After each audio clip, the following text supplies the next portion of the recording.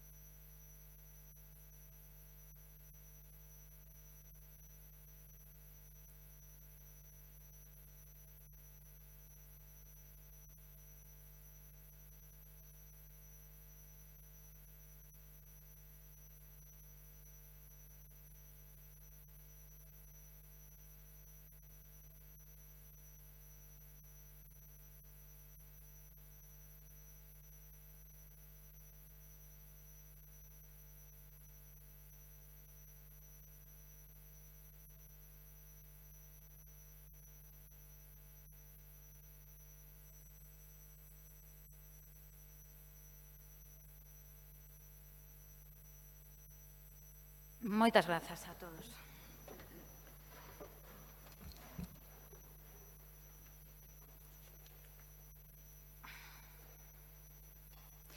A continuación vou dar lectura á proposta de declaración institucional do Concello da Coruña en defensa da cultura.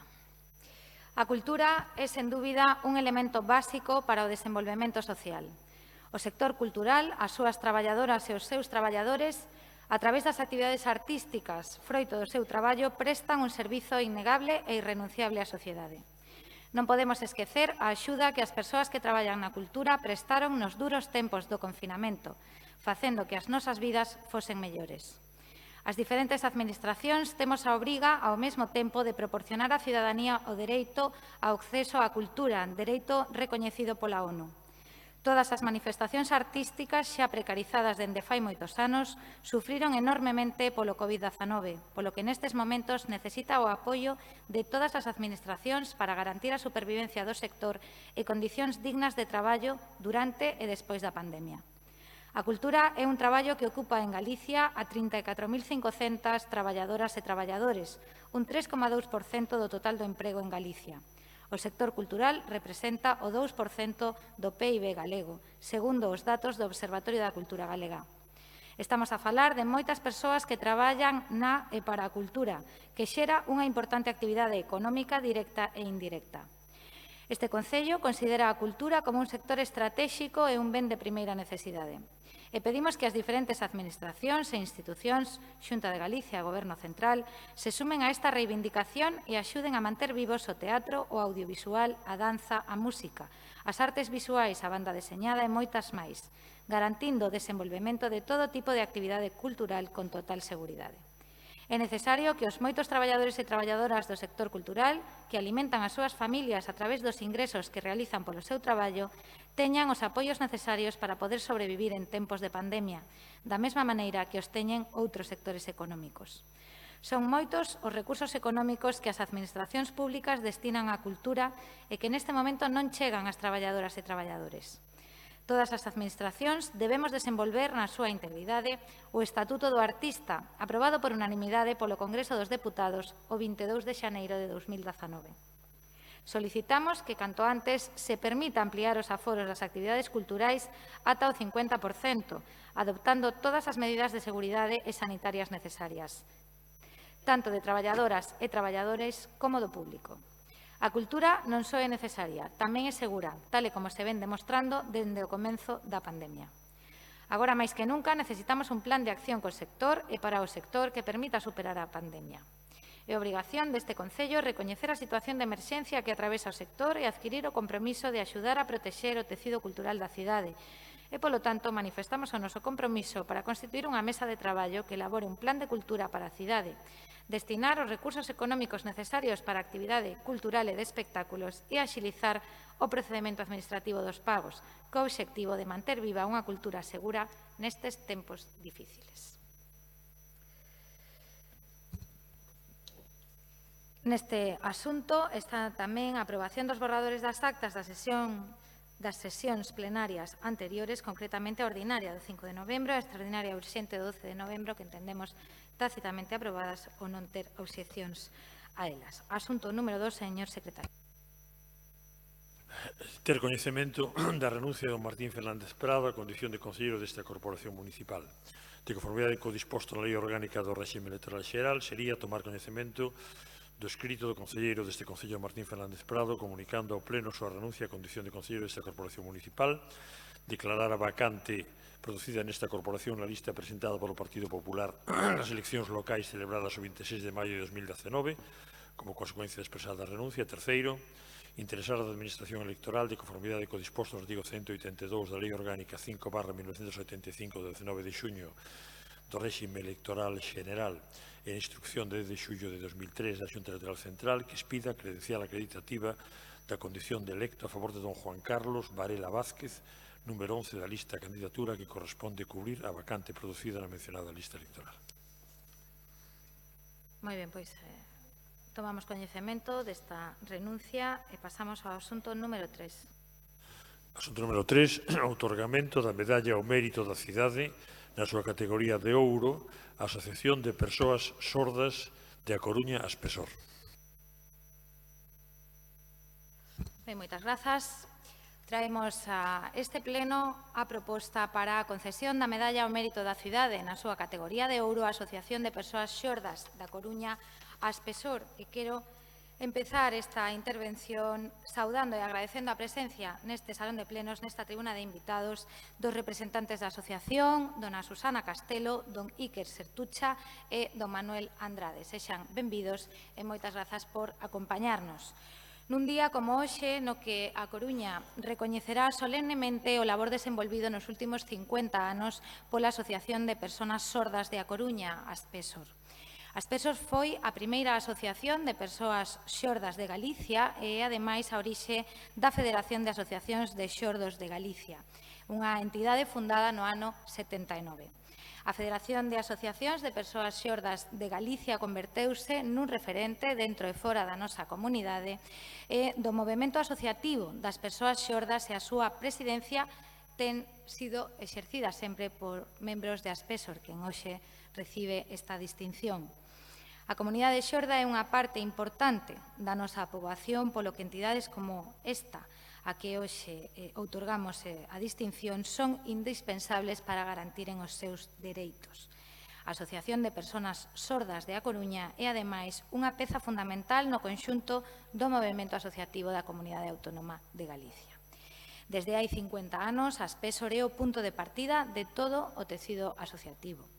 O labor altruísta e social que desenvolve a entidade, entre o que destaca especialmente a promoción da lingua de signos, fana acredora, a xuízo da alcaldía e tamén da corporación deste recoñecemento.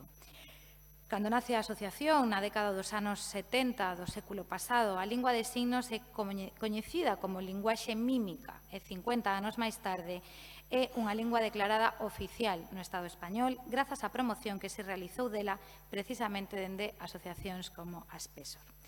Cando nace esta agrupación, a maioría das persoas sordas non se coñecían entre elas, e a primeira barreira que houbo que superar daquela foi a da que se puideren relacionar entre sí para que a súa lingua natural, que só practicaban nas súas casas, puidera evolucionar co contacto entre as persoas signantes. Moitas persoas xordas eran ao mesmo tempo descoñecedoras deste idioma, polo que na asociación aprenderon a se comunicaren coas demais na súa linguaxe natural. A relevancia do labor social desenvolvido pola entidade queda igualmente de manifesto polo número de persoas potenciais beneficiarias do seu traballo.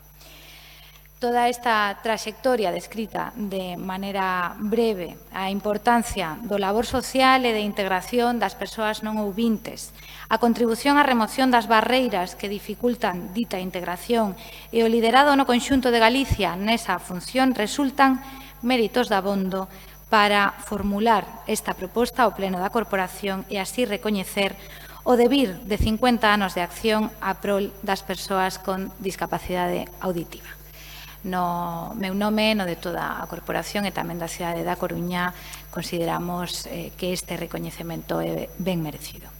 A continuación terán unha intervención de 3 minutos os diferentes grupos municipais. Comezará a concelleira dona Isabel Faraldo Calvo. Bo día, señora alcaldesa, membros da corporación, persoal, funcionario, todos os traballadores das diferentes ramas, veciñas presentes e a veciñanza que tamén nos sigue por streaming. Bo día a todo o mundo. Onde hai unha necesidade, nace un dereito. Isto o recolleron moi ben na Asociación de Persoas Xordas, facendo das dificultades unha oportunidade. Oportunidade para crear unha asociación que puxo no candeleiro as inquedanzas, necesidades e preocupacións das persoas sordas desta cidade e de Galiza. Nacían en 1970, como ben recordaba a alcaldesa, ca única pretensión de xuntar as persoas xordas dispersas pola xeografía galega. Hoxe contan cunha federación que engloba 7 asociacións da comunidade. 50 anos traballando para superar as trabas e abrirse camiño en unha sociedade non preparada para a inclusión, nin para a aceptación naturalizada de todo aquilo que se escapaba dos cánones habituales. Son máis que un mérito. Son a unión de moitos esforzos. As súas voces no silencio, finalmente, fixeron eco. Non existía entonces a mediación das intérpretes de signos que fixeran de ponte comunicativo. Hoxe non só existe, sino que a figura de intérprete é recoñecida social e profesionalmente. Pero queda moito camiño aínda por recorrer na loita pola eliminación das barreiras da comunicación. O mesmo día que tratábamos a concesión da medalla da cidade para esta asociación, padres de nenos e nenas sordas concentrábanse diante do edificio de ministerios na nosa cidade reclamando á Xunta de Galicia dotar de medios para que o alumnado non fose discriminado por a súa discapacidade auditiva. Felicitamos, en todo caso, neste caso, con agarimo, a Aspersor pola silente, convencida e convincente labor feita a través destes anos e os éxitos conqueridos, parabenizándolos a través desta distinción. En nome de Podemos Coruña, vai ao noso recoñecemento a todas aquelas persoas que fan máis transitable o mundo e que se preocupan dos demais. Vai ao noso recoñecemento ás persoas. Moitas grazas, señora Faraldo. Polo Bloque Nacionalista Galego, señora Beira. Sí, bo día. Non sei se me escoita coa máscara. Escoitase, ben.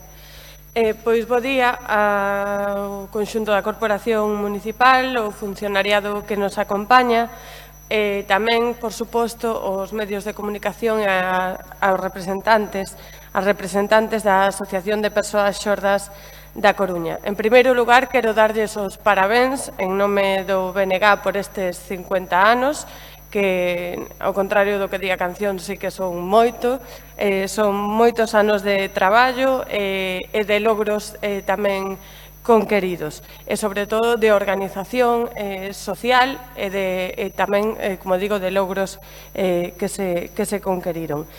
Eu tamén quixera aproveitar, como fixo a compañeira Faraldo, para lembrar que as persoas xordas están nun momento complicado. Esta máscara que a nós nos protexe do coronavirus, a eles aíllanos. Coa máscara non nos poden ler os beizos e realmente isto é un problema. Está sendo un problema para as persoas xordas no seu conxunto, pero tamén está a ser un problema esta situación da obrigatoriedade das máscaras para o profesorado xordo que non pode desenvolver o seu labor como quixera e, de feito, hai profesorado que está manifestando esta cuestión, esta situación, que se teñen reunido co BNG no Parlamento Galego e o BNG ten levado iniciativas ao Parlamento Galego neste sentido para garantir que poidan facer o seu traballo, pero, como dicía a compañeira Isabel Faraldo, o alumnado tamén está a sufrir recortes no seu dereito á educación, porque está a ter efectivamente dificultades para ter unha persoa intérprete na súa aula e, polo tanto, poder desenvolver a súa educación con absoluta normalidade. Pero que este pleno tamén, sen irnos á Xunta de Galiza, é a primeira vez que temos unha intérprete neste pleno. É a primeira vez que a temos. Eu quero que non sexa a última vez que teñamos unha intérprete neste pleno, porque, independentemente de que na tribuna poida ou non haber persoas xordas, este pleno retransmítese por streaming, e se non hai unha intérprete neste pleno que poida tamén, efectivamente, facer chegar o que falamos neste pleno ás persoas xordas, a realidade é que as persoas xordas non poden seguir a política municipal. Polo tanto, eu creo que lanzo esta luva ao Goberno municipal para que non sexa o último pleno no que teñamos unha intérprete e, polo tanto, poidamos permitir que as persoas xordas poidan facer seguimento tamén da política municipal. Hai outros foros, ou, mellor dito, outras institucións que, como se retransmiten as súas sesións plenarias polas televisións, moitas veces hai intérpretes, pois sí que se pode seguir esa política, pero a política municipal da Coruña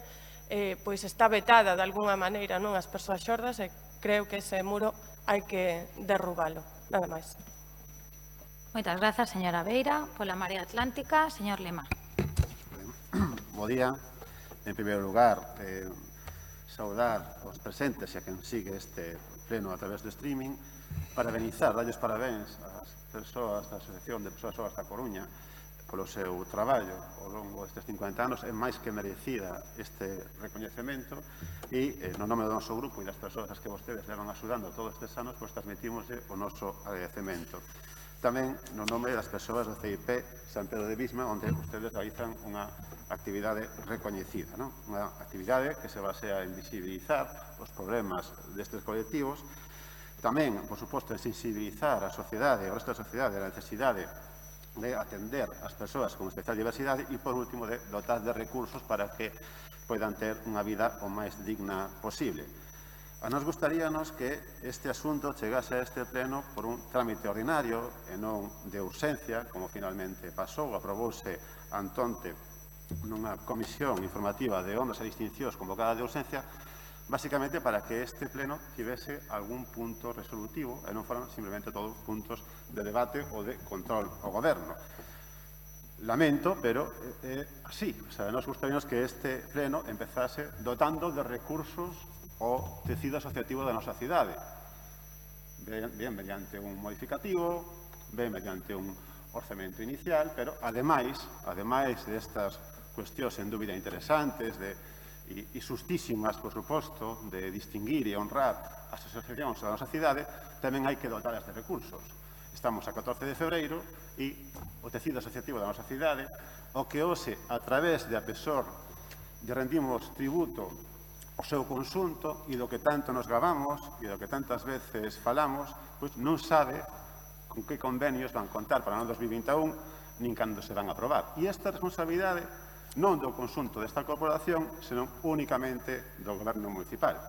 E isto é un feito gravísimo que amosa unha tremenda falta de responsabilidade. Pasen vostedes do plano da retórica e do plano do recoñecemento ao plano dos feitos. Traian vostedes aquí dunha vez, ou ben unha proposta de orzamento inicial, ou ben un modificativo de crédito, onde todas estas entidades sociais da Coruña, culturais, como deportivas, e todas o riquísimo tecido asociativo da nosa cidade teña certa seguridade sobre cal vai ser o seu futuro. Lamentablemente, nos vemos un goberno enrocado e un goberno que non fai os deberes. Estamos falando de que pasou xa máis de un mes desde o pleno de decembro e non vemos que haxa movimentos para atender o que realmente necesita o tecido asociativo da nosa cidade, que non son só homenaxes ni recoñecementos, senón sobre todo feitos, que esta administración por fin as dote da seguridade dunha viabilidade financeira ao longo do ano 2021, cando, por certo, a maior parte delas van ver multiplicadas as súas necesidades. Por tanto, todo o noso recoñecemento para ASPESOR, no noso nome, no nome de toda a corporación, e a exigencia ao Goberno da Coruña de que empece a traballar, porque aí fora fai moito frío e aí fora hai unha morea de persoas e un tecido asociativo que necesita urgentemente do apoio deste goberno. Nada máis e moitas grazas. Moitas grazas, señor Lema, polo Partido Popular. Señor Coira. Muchas gracias. Buenos días a los vecinos que nos acompañan a este salón de plenos, a los medios de comunicación, a los miembros de la corporación, a los ciudadanos que nos siguen por streaming, donde quiera que estén, y un saludo muy especial y muy afectivo y bienvenida al Pleno para recibir esta merecidísima medalla a los miembros de la Asociación de Personas Sordas de La Coruña, que hoy nos acompañan y que, insisto, hoy contarán con el apoyo del Grupo Municipal del Partido Popular, como no podía ser de otra manera, para recibir esta medalla tan merecida. Me gustaría también felicitar y desearles a todos un próspero año 2021, que seamos todos capaces de superar esta pandemia con salud y con paz. Me gustaría también felicitarnos a todos los grupos. La cultura una vez suma. Acabamos de, la señora alcaldesa acaba de leer una declaración institucional en apoyo a la cultura. Creo que nos tenemos que felicitar por esta iniciativa promovida desde el Grupo Popular con el sector y los representantes del sector cultural. La cultura suma, está pasando una situación difícil y creo que todos nos debemos felicitar por reconocerlo y por brindarles su apoyo a este sector también, al igual que a otros. Volviendo al asunto de la medalla de oro, me gustaría, insisto, felicitar a Spessor por esta larga vida, por estos 50 años, por esta trayectoria de dedicar tanto tiempo, tanto trabajo, tantos recursos y tanto cariño a mejorar la calidad de vida de los sordos de la ciudad de La Coruña. Muchas gracias de una forma muy especial a don Gonzalo Parga Calderón y a todas las personas que desde el inicio de la creación de esta asociación lo acompañaron en este largo trayecto que ya es medio siglo. Muchas gracias también a don Manuel Andrade por liderar la organización de los actos del 50 aniversario. Y en la línea de mi compañero La Marea, lamentar que incluso una medalla que podíamos haber otorgado pues en el mes de diciembre, que fue el año pasado, cuando celebraron los 50 años, o que podíamos entregar y tramitar pues dentro de un mes o de dos, pues una vez más, como ya viene siendo de ordinario en este ayuntamiento, se convoca de forma extraordinaria y urgente y de una forma chapucera para llevar un único asunto al pleno ordinario, primer pleno ordinario del año 2021, con la que está cayendo el grupo de gobierno, con 9 concejales y una persona más, una asociada, no son capaces de traer ni un solo tema para reivindicar y mejorar la calidad de vida de los coruñeses. Esa calidad de vida de los coruñeses que sí son capaces de defender y de traer a esta sesión los grupos de la oposición. Los grupos de la oposición traen 11 mociones, 11 preguntas orales, 39 escritas y 8 ruegos orales o escritos. Y el Gobierno trae un asunto importante para la Asociación de Sordos, pero el único asunto importante que es capaz de activar el Gobierno municipal en enero es la medalla de oro a trancas y barrancas, como siempre, como todos los asuntos, la medalla de oro para la Asociación de Sordos. Medalla de oro muy merecida para esta asociación, no lo vamos a negar, son 50 años de servicio a los sordos y a sus familias, pero creo que el Gobierno municipal empieza muy mal este año, con la que está cayendo, con los sectores económicos en la situación que están, con la problemática social que hay, que un ayuntamiento como el de La Coruña, con un presupuesto que no tiene, que no permite que se renueven los convenios con las asociaciones culturales, con las asociaciones sociales, con las asociaciones deportivas. Yo estoy casi seguro, me van a permitir los miembros de la Asociación de Sordos de La Coruña, que no les importaría haber recibido esta medalla en diciembre o recibirla incluso en febrero, pero sí les gustaría que los convenios de las entidades sociales, el de ellos también, el que tiene este ayuntamiento, estuviera garantizado y estuviera a día de hoy firmado. No tenemos presupuesto, tenemos un presupuesto prorrogado y hoy por hoy los convenios de todas las entidades sociales, deportivas y culturales están en el aire.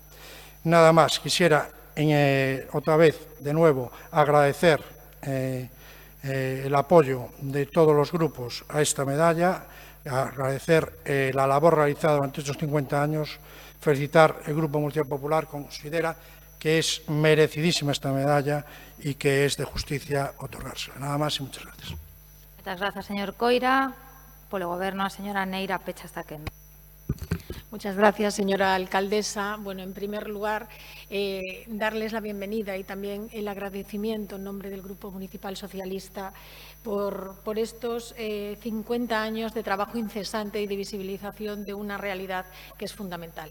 Cuando antes, justo del periodo navideño, a mí me tocaba el honor de recoger una distinción que se nos hacía bueno, pues al Ayuntamiento de A Coruña por la colaboración con Spessor, hablaban de lo importante que eran los intérpretes pues para el acceso, ¿no? Para la visibilización de las personas sordas y para que las personas sordas pudieran convivir en situación de normalidad con las personas oyentes. Y yo les decía lo mismo que voy a decir ahora, el enriquecimiento es mutuo. Y también, precisamente, ese suplir y ese superar las barreras de comunicación hace que las personas oyentes nos podamos enriquecer de toda la riqueza, la diversidad y, por supuesto, del derecho al acceso y del derecho a hacer una sociedad conjunta de las personas sordas. Lógicamente, mi agradecimiento para Susana, para Iker, para Manuel, para todos los que conforman Spessor, para Gonzalo Parga, que comenzó en el año 1970 esa carrera y, desde luego, yo no voy a hacer, lógicamente, un recordatorio de lo que es vuestra tarea, porque vuestra tarea está en la calle.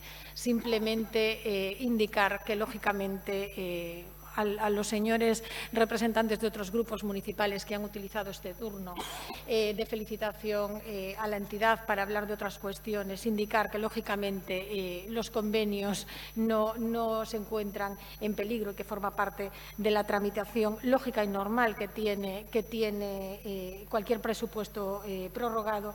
Indicar, además, a la señora Beira que, efectivamente, es una realidad que ya nosotros solicitamos en la etapa anterior, en el momento que se pone en marcha el streaming, que tiene que haber un intérprete de lengua de signos que permita que las personas sordas puedan estar asistiendo en igualdad de condiciones que cualquier persona oyente, y en este año se va a firmar un convenio precisamente para que exista esa posibilidad. Por lo tanto, continuar desde el año 2001 ya gobernando el Partido Socialista en esta ciudad, y me van a permitir ustedes que, como casi todo lo demás, ya se puso en marcha ese primer convenio para esa contratación de ese primer intérprete que, lógicamente, podía superar en muchas ocasiones las barreras que ustedes tenían. En este año no solamente se prorrogará la colaboración con el Ayuntamiento, sino que se incrementará para que el streaming también pueda ser pues seguido a través de un intérprete de signos. Simplemente el agradecimiento, la enhorabuena y el agradecimiento infinito, por tanto. Nada más y muchas gracias. Moitas grazas, señora Neira. Procedemos agora á votación deste punto. Votos a favor. Moi ben, moitas grazas, pois queda aprobada esta distinción por unanimidade do Pleno do Concello da Coruña. Moitas grazas, Susana e Iker Manuel, por acompañarnos hoxe aquí. Parabéns.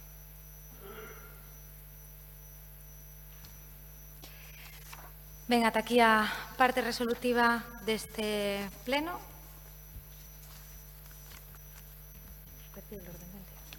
Non, está aquí, está aquí.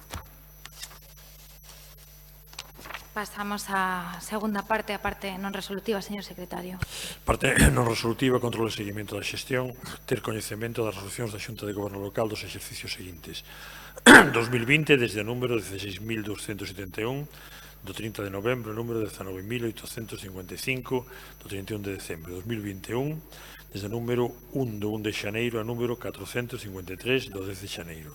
E dos decretos da Alcaldía dos exercicios seguintes. 2020, desde o número 8.260 de 30 de novembro ao número 9.552 do 30 de decembro. 2021, desde o número 1 do 4 de xaneiro ao número 92 do 8 de xaneiro. En cumprimento do previsto no artigo 124.4h da Lei 7/1975, 2 de abril, reguladora das bases de réxime local, a dación de conta para a toma de coñecemento da antedita inclúe os decretos ditados pola Alcaldía relacionados coa crise provocada pola COVID-19. A continuación, mocións, rogos. Moitas grazas. Imos dar paso xa ás mocións, aínda que na orde do día da que dispoñen os señores concelleiros e as señoras concelleiras aparece en primeiro lugar o Grupo Municipal do BNG. Se cambiará a orde do día. Comezará a concelleira non adscrita, dona Isabel Faraldo Calvo, coa primeira das súas mocións. 3 minutos. Señora Faraldo, cando queira. Bueno, pois, aprobado o Real Decreto de Publicidade de Xogo, incorpóranse unha serie de medidas moi importantes, como a prohibición dos bonos de benvida, que son como caramelos na porta dunha escola, limitación dos anuncios de xogos de apostas e azar e prohibición dos patrocinios en equipamentos deportivos, entre outras. Moito que traballar todavía nesta lei, pero todo un paso. O crecemento das persoas usuarias activas, un 65% máis no 2020 que no mesmo segmento no 2016, é alarmante, sobre todo se poñemos o foco na poboación xuvenil. Estamos a falar dunha actividade recoñecida no seu punto álxido como un trastorno, xogo patolóxico, que figura entre as adiccións con clasificación médica e psicolóxica e con especial incidencia en sectores poboacionais precarios. Especialmente prexudicial para persoas en situación de alta vulnerabilidade, como son as persoas en paro, traballos precarios, empregos inestables ou outras situacións personais de frustración ou debilidade. Lembrar tamén aquí que tamén para este tema o esmorecemento do sector cultural, menos actos, concertos, eventos, xornadas e exposicións, non é alleo á expansión desta lacra. O que se esconde e potencia, detrás de cada aposta é a falsa realidade de xerar riqueza en pouco tempo e con pouco esforzo. O que se esconde máis no profundo é que o beneficio dun día é, na meirande parte dos casos, a perda doutro, sumando perdas cada vez maiores, que se levan por delante ao xogador, ao xogadora e ao seu entorno próximo. Non é unha cuestión de azar que o único que gaña sempre é o dono da empresa. É unha cuestión puramente matemática. Por iso temos que facer un exercicio de rigor, de esforzo e de empeño para facer todo o que está nas nosas competencias para poñer freo á proliferación das actividades de xogo, das casas de xogo e apostas, antes de que se convirta nunha secuela sen retorno. Na nosa cidade, máis de 25 salóns de apostas e xogos espállanse pola mesma, algunhas en lugares tan estratégicos, a vez que perigosos, como é a carón de institutos ou escolas, por exemplo, ao lado do Instituto e da Escola Eusebio da Guarda. É por iso que instamos a través desta moción a este Concello a unha serie de medidas e acordos en beneficio, estamos convencidas desde Podemos Coruña, da nosa veciñanza. Agradecer neste momento especialmente a mocidade de Podemos e de Esquerda Unida que traballaron arreo e comprometidamente para sacar, como sacaron adiante esta proposta en varios concellos da nosa comunidade. Gracias. Moitas grazas, señora Faraldo. Polo Bloque Nacionalista Galego, señora Beira. Situadas nos barrios máis empobrecidos das cidades e das vilas, proliferaron as casas de apostas. Nas cafetarías comenzaron a acompañar as tragaperras unhas novas máquinas para apostar. Ao movemento dun dedo nun móvil podemos facer unha aposta. Aproveitando situacións vitais, consecuencia do empobrecemento e das desigualdades sociais crecentes, o capital sitúa succionadores de soños e de cartos. A principal vítima, a mocidade. Un 36% das persoas que son ludópatas comezaron a súa adición sendo menores. Pensando estas persoas en que o que se precisa se vai atopar nas apostas e no xogo, en que é un gasto pequeno para o que se vai gañar. E así, pouco a pouco e inconscientemente, as persoas enganchanse ao xogo e vanse xerando as débedas. Así se vai construindo a ludopatía. Logo, como con outras adicións, acompañada da mentira e da destrucción das relacións que se teñen ao lado. Están perto as máquinas, os móviles, as casas de apostas. Moito máis perto que moitos lugares públicos onde a mocidade poida socializar. Máis perto que moitos lugares onde poder facer deporte. Máis perto que calquera recinto onde se programe cultura para a mocidade. Máis perto que as bibliotecas. Ademais, como pode ser algo aditivo? Si total hai numerosos referentes públicos que o publicitan, se hai anuncios a todas horas, mesmo en horario infantil, se o levan os equipos de fútbol nas súas camisetas. A ludopatía é un problema social, unha adición que vende a aumentar as súas cifras de afectados e afectadas, sobre todo na mocidade. As historias que chegan a asociacións como a Galure, a Asociación Galega de Ludópatas Rehabilitados, a que lle queremos recoñecer, aproveitando esta intervención, toda a súa actividade de traballo, son tremendas. Tan tremendas como outras que escoitamos noutras épocas con outras adicións. A ludopatía non se leva ao corpo, como facían outras adicións ou como fan outras adicións con sustancia, pero sí que rompen as relacións e son igualmente destructivas. Afortunadamente, da ludopatía sáese, e de novo a Galure é un exemplo. Mais hai que recoñecer que desde as administracións públicas, desde os gobernos, non se actuou para evitar a proliferación das casas de apostas que hoxe xa vemos nas nosas vilas e cidades. Agora temos o problema en riba, pero podemos facer cousas. Para comezar, desde o Goberno do Estado, que é o grande esquecido nesta moción, xa que o Estado español incumpre a recomendación da Comisión Europea en materia de regulación do xogo de 2014, é dicir, de antes do crecemento e da expansión das casas de apostas na nosa cidade. Falta algo de ambición neste Goberno do Estado, tal e como ten denunciado en Europa Ana Miranda, porque esa recomendación, como dicía, xa de 2014, non se está a cumprir. Pero tamén é imprescindível unha lei do xogo galega que non teña só en conta o empresariado interesado, senón tamén a parte afectada pola ludopatía. Aumentar os perímetros alrededor das escolas e institutos. Sería imprescindível que desde a Xunta de Galiza recoñecesen o labor das entidades especializadas nas adiccións en substancia, que elaborasen un protocolo de atención desde os centros de atención primaria para derivar os casos a estas entidades. No noso programa electoral figuraban tamén moitas propostas do que se podería facer desde o Concello da Coruña, medidas que recollemos xa nunha moción que foi aprobada por este pleno en outubro de 2019. Nos creemos que hai que seguir traballando e por eso imos votar a favor desta moción. Moitas grazas, señora Beira. O turno da Marea Atlántica. Hai unha emenda de sustitución presentada pola Marea Atlántica. Esquecín preguntarlle a propoñente se acepta ou non a emenda. Sí. Pois non aceptamos, pero quería ademais especificar, non podo, perdón. Non se acepta, pois o propoñente da emenda explicará. Señor Martínez, adiante.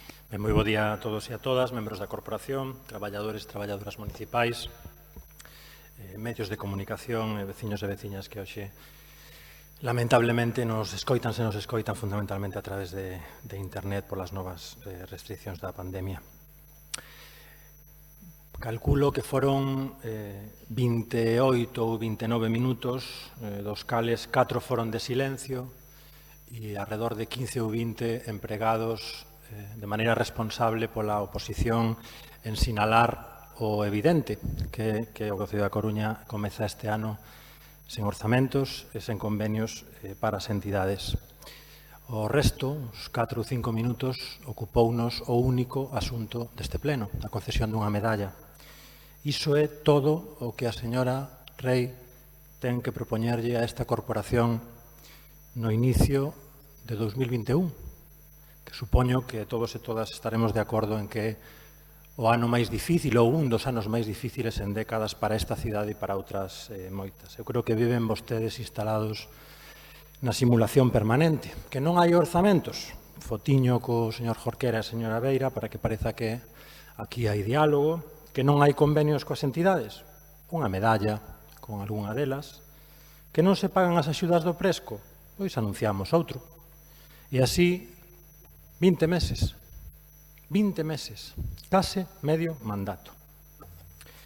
En fin, as casas de apostas son unha couza para as clases populares, para os nosos barrios, e lamentablemente a Coruña é a capital galega do xogo.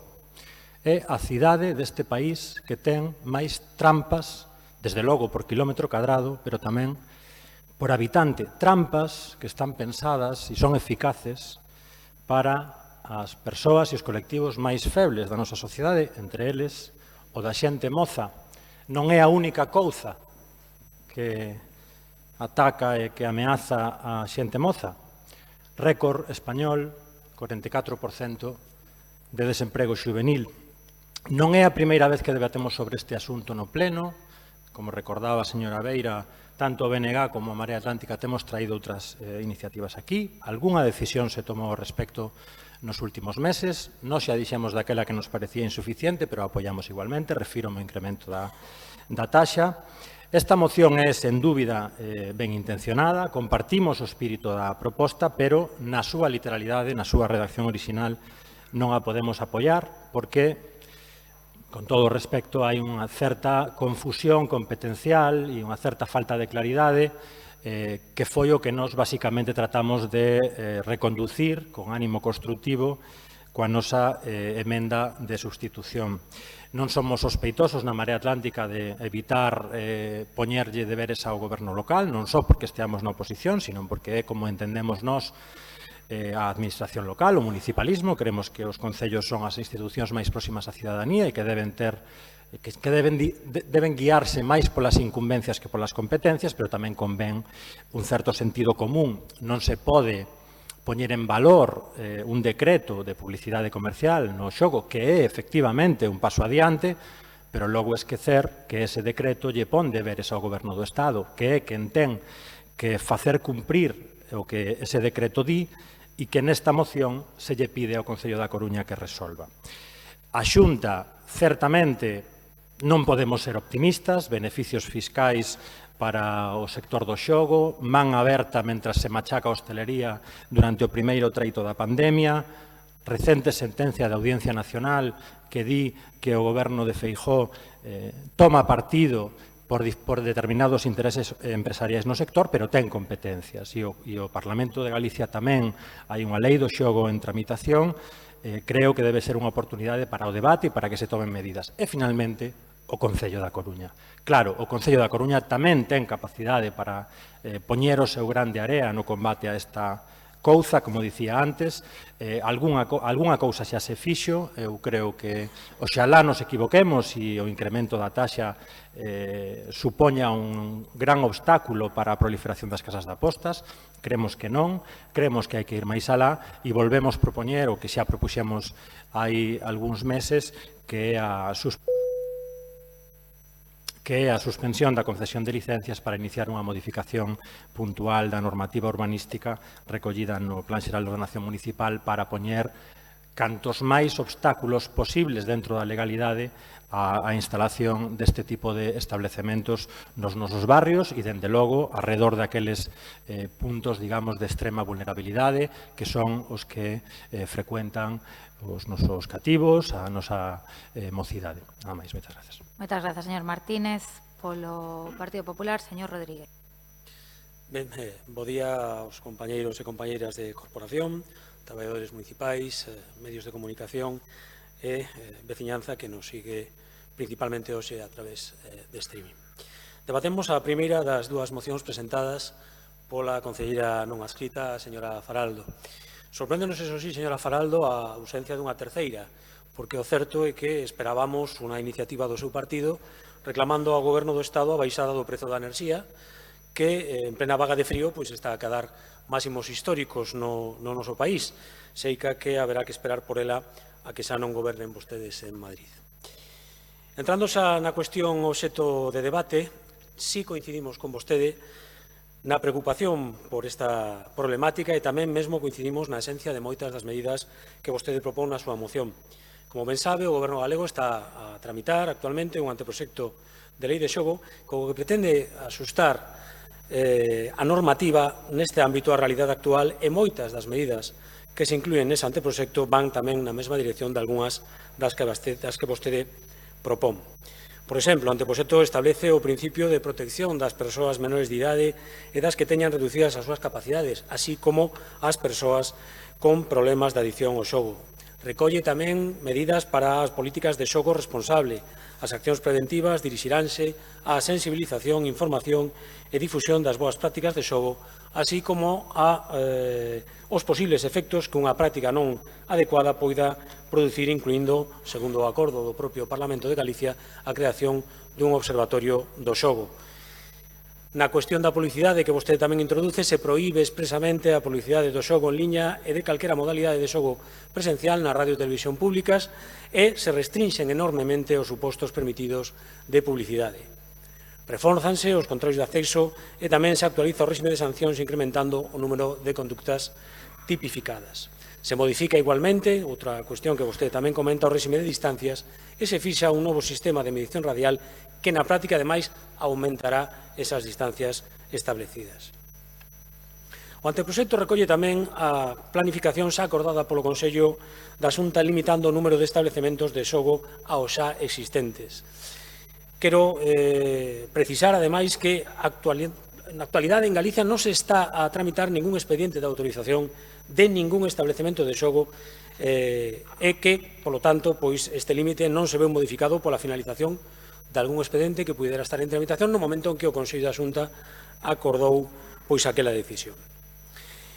Señora Faraldo, aínda que coincidimos, como xa dixe, na liña que apuntan varias das medidas que vostede propón, esas ou ben xa están a ser obxecto de regulación no anteproxecto da nova lei do xogo, ou hai outras que sí que pois nos plantexan certas dúbidas, como pode ser a relativa á exclusión dos procedimentos de contratación e subvencións que vostede propón, ou a elección da distancia de 700 metros, pois semella que estas dúas cuestións parece razoable que esa decisión veña avalada por informes técnicos e xurídicos, ou no caso, por exemplo, do relativo á exigencia de contratación de persoal de vigilancia privada para colaborar coas forzas de seguridade. Xa existe legislación autonómica que regula a actividade de persoal de acceso de control e os establecementos de xogo deben ter persoal de control coa correspondente habilitación autonómica en base a esa legislación. Por lo tanto, non parece necesario esa medida de que conten tamén con persoal específico de vigilancia e seguridade. Xa que logo, e aínda que non podemos apoiar a súa moción, coincidindo, como xa expusemos, na liña de moitas das medidas que vostede propón, e que coinciden co contido do anteproxecto da lei do xogo en tramitación, o sentido do noso voto será o da abstención. Mais nada e moitas gracias. Moitas grazas, señor Rodríguez. Polo Goberno, señora Neira. Non, señor Laje, perdón. Bo día. Señora Faraldo, saludar sempre iniciativas ben intencionadas. A súa, ao xuicio do Goberno, o é, e, polo tanto, entender o ánimo constructivo que manifesta na súa exposición e, polo tanto, como non pode ser de outra maneira, pois entender que, aínda dende posicións diferentes, se pode chegar a puntos en común. Manifestar o grau de coincidencia que xa se ten dito aquí noutras ocasións, como non pode ser de outro xeito, o respecto dun debate que é un debate complexo, que excede as competencias municipais e que hai que diferenciar o marco legal e, polo tanto, tamén coñecer, como non pode ser de outro xeito, cales son as atribucións e as competencias que ten o Concello e cales non. Está ben a iniciativa, pero hai que recordar que, ademais de predicar, o Goberno comparte a prédica e, cando ten capacidade para operar e para actuar, pois tamén o fai. Dende fai 14 días, este Concello ten en vigor unha modificación da ordenanza número 4 que regula as comunicacións previas e as licencias de apertura, pola cal a casas de apostas teñen que aboar o doble do que viñan pagando ata de agora polos seus negocios. É dicir, as empresas que antes aboaban 744 euros por abrir os seus establecementos agora terán que pagar exactamente o doble. Somos o Concello galego coa taxa máis elevada para este tipo de establecementos e o somos porque a nosa alcaldesa decidiu impulsar medidas para poñer coto a un problema de carácter social. Na Coruña, efectivamente, temos un número significativo, non sei se é exagerado, significativo de establecementos relacionados con bingos, casinos, salas recreativos e salas de apostas. Pero chama poderosamente a atención, e teño que dicirlo con toda a cordialidade, señor Martínez, que faga a intervención que fixo porque ata fai ben pouco había unha sala de apostas nun local de titularidade municipal. É dicir, baixo o seu goberno, no que non dubido que houbera prédica, seguro que había prédica, o que non sei é se a prédica a acompañaban de feitos. Baixo o goberno de Inés Rei xa non hai locais do Concello que dean cabida a este tipo de establecementos. Había un establecemento na estación de autobuses e foi este goberno o que tomou unha decisión. Por lo tanto, creo que a súa alusión á simulación pois máis ben se corresponde con outro tipo de debates. Creo que non con nada que teña que ver coas actuacións do goberno municipal en función do que se pode facer coas casas de apostas. O goberno municipal está facendo aquelo que vostedes non fixeron durante 4 anos, que é entenderse e relacionarse con outras administracións. Non sei o que pode molestar que o goberno chegue a acordos, sexa co señor Jorquera e co BNG, ou sexa co presidente da Xunta, o señor Feijóo, que é do Partido Popular. Supoño que eso teremos que poñelo no haber da señora Rei, da nosa alcaldesa. Non no debe, porque en calquera caso o que sucedía é que aquí estaba bloqueado absolutamente todo. É dicir, vostedes eran incapaces de entenderse con outras administracións e con... Remato, señora alcaldesa. Ni máis ni menos que o que se están dando son pasos, e pasos como os que onte mesmo anunciou a Consellería de Benestar Social con unha campaña precisamente dirixida a combatir as ludopatías onde, na xente máis nova, con iniciativas pois importantes cara aos adolescentes a través de ferramentas tecnolóxicas que son as que se utilizan agora mesmo. Por lo tanto, vemos ben a moción que formula a señora Faraldo, imos a rexeitar a emenda que propón a Marea Atlántica e o que pedimos é que haxa unha certa coherencia entre o que se di e o que se fai. O Goberno está intentando facelo. Entendemos que a oposición formule críticas, pero tamén está ben recoñecer as cousas que se fan. E este Goberno dou pasos importantes e quero recordar que baixo o mandato deste Goberno remataron os locales municipales donde había casas de apostas. Baixo o mandato anterior sí que as había. Nada máis e moitas gracias. Moitas grazas, señor Laje. Pasamos á votación. Dado que a propoñente da moción non acepta a emenda de sustitución presentada pola Marea Atlántica, se votará primeiro a emenda do Grupo Municipal da Marea. Votos a favor da emenda. Votos en contra. Queda rexeitada. Moitas grazas. Votos a favor da moción.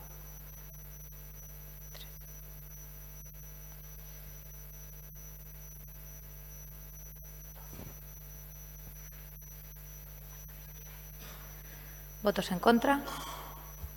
Abstencións. Queda aprobada. Moitas grazas. Segunda e última moción, señora Faraldo. Bueno, as restriccións impostas pola COVID-19 impediron, e é posible que impedirán, a realización de convocatorias masivas como as dos últimos anos, durante as que unha gran parte da sociedade recorda as asesinadas e as víctimas das violencias machistas nas súas múltiples expresións e manifestando o seu rexeitamento a este tipo de opresións que vivimos as mulleres por o feito de serlo. A incidencia e dimensión da pandemia é tal que moitas realidades están quedando agochadas, polo tanto, tamén esa que corresponde ás mulleres que viven en situación de violencia ou as derivadas de outras discriminacións de xénero. Neste senso, o Ministerio de Igualdade elaborou un plan de contingencia contra as violencias de xénero ante a crise da COVID-19 co fin de protexer as mulleres en situación de vulnerabilidade durante o confinamento, así como medidas relacionadas coas mulleres en situación de prostitución ou trata.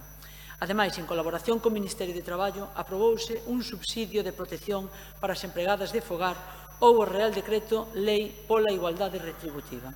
Sendo importantes estas medidas, é preciso que tamén noutras administraciones nos impliquemos incorporando medidas complementarias ante situacións que poden poñer en risco os avances experimentados en materia de igualdade nos últimos anos, nos que o feminismo foi quen de poñer as súas reivindicacións no centro da xenda política.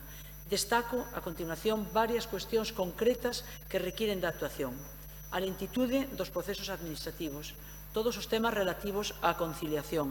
A Xunta de Galicia sacou en xuño do 2020 unha partida extraordinaria de 18 millóns de euros para que as familias puideran acollerse a unha prestación de 500 euros ao mes, calculando unhas 36.000 familias con fillos e fillas menores de 12 anos e familiares de persoas dependentes usuarias do centro serían beneficiadas. Esgotado o prazo para a solicitude, anunciouse que só unhas 1.200 familias solicitaron acollerse este bono na primeira modalidade e 900 na segunda. Falouse dunha posible ampliación desta medida para o ano no que estamos, para o 2021, sin que exista a día de hoxe publicación ao respecto no DOGA. Urxe a reactivación e a correcta difusión desta medida. Tamén nos dereitos reproductivos, colectivos como Embarazadas Galicia ou a Asociación Galega de Matronas, a GAM, veñen denunciando a situación de incerteza das mulleres que paren durante estes meses de pandemia debido á falta dun protocolo unificado. Nese senso, os colectivos apuntan a que se unifiquen todos os protocolos, se garanta o acompañamento da nai coas medidas pertinentes de protección, así como a non separación da nai ou bebé durante o parto ou posparto, sempre no caso de nais asintomáticas e bebés sans.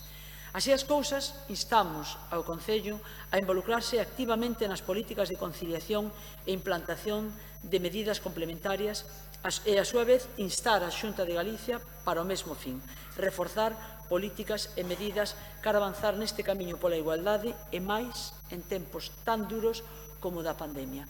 Sinto, señor concelleiro, non traer unha terceira intervención.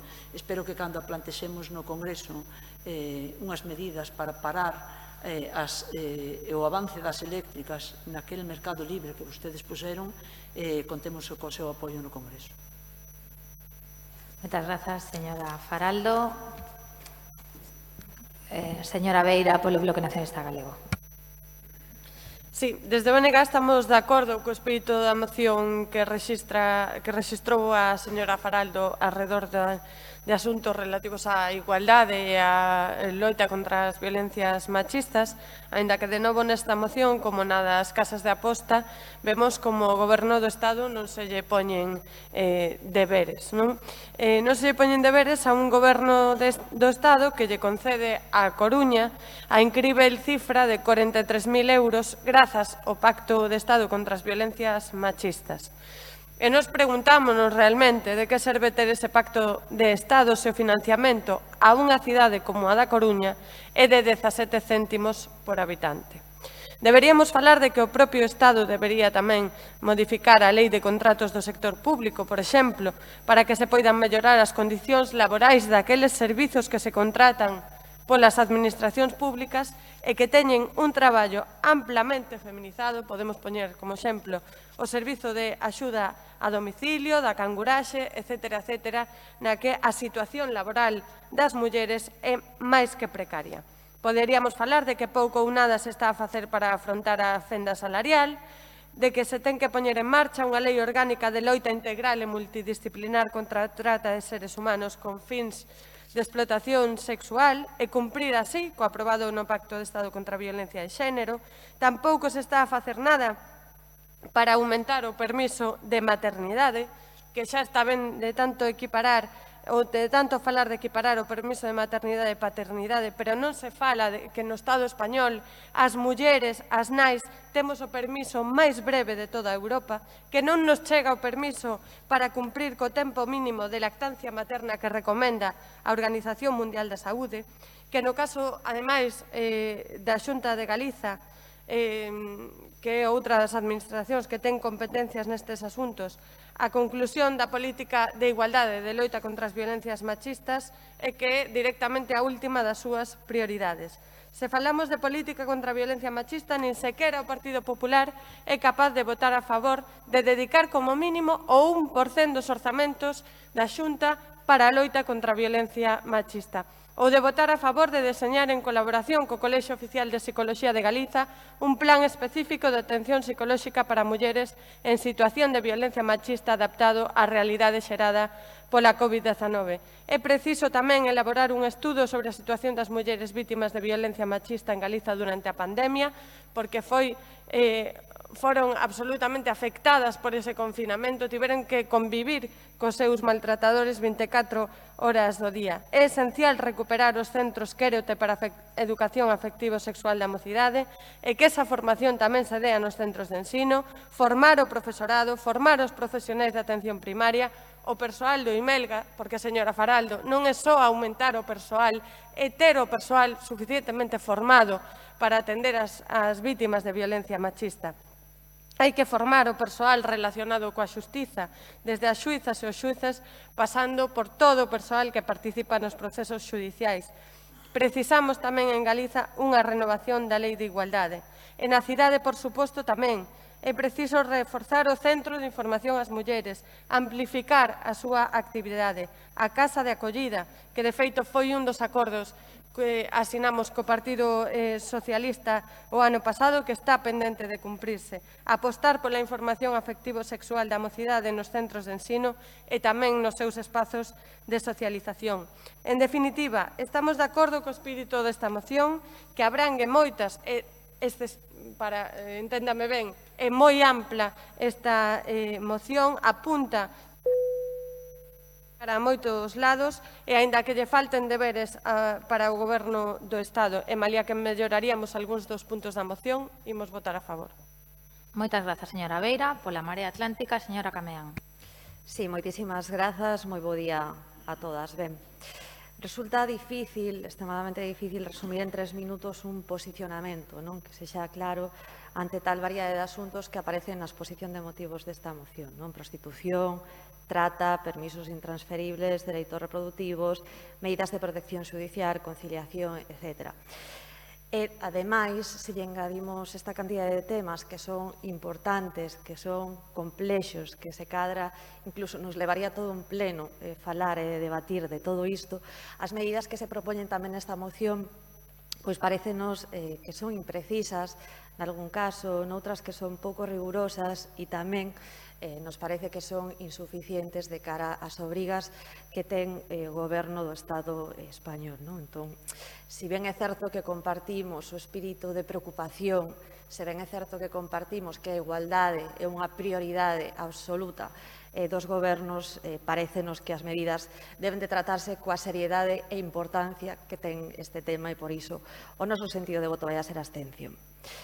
Ben, a crise derivada da pandemia acelerou outras múltiples crises que xa viñamos arrastrando dende hai anos e fixo recaer os coidados, unha vez máis, como sempre, no lombo de quen adoita soster a vida que somos as mulleres.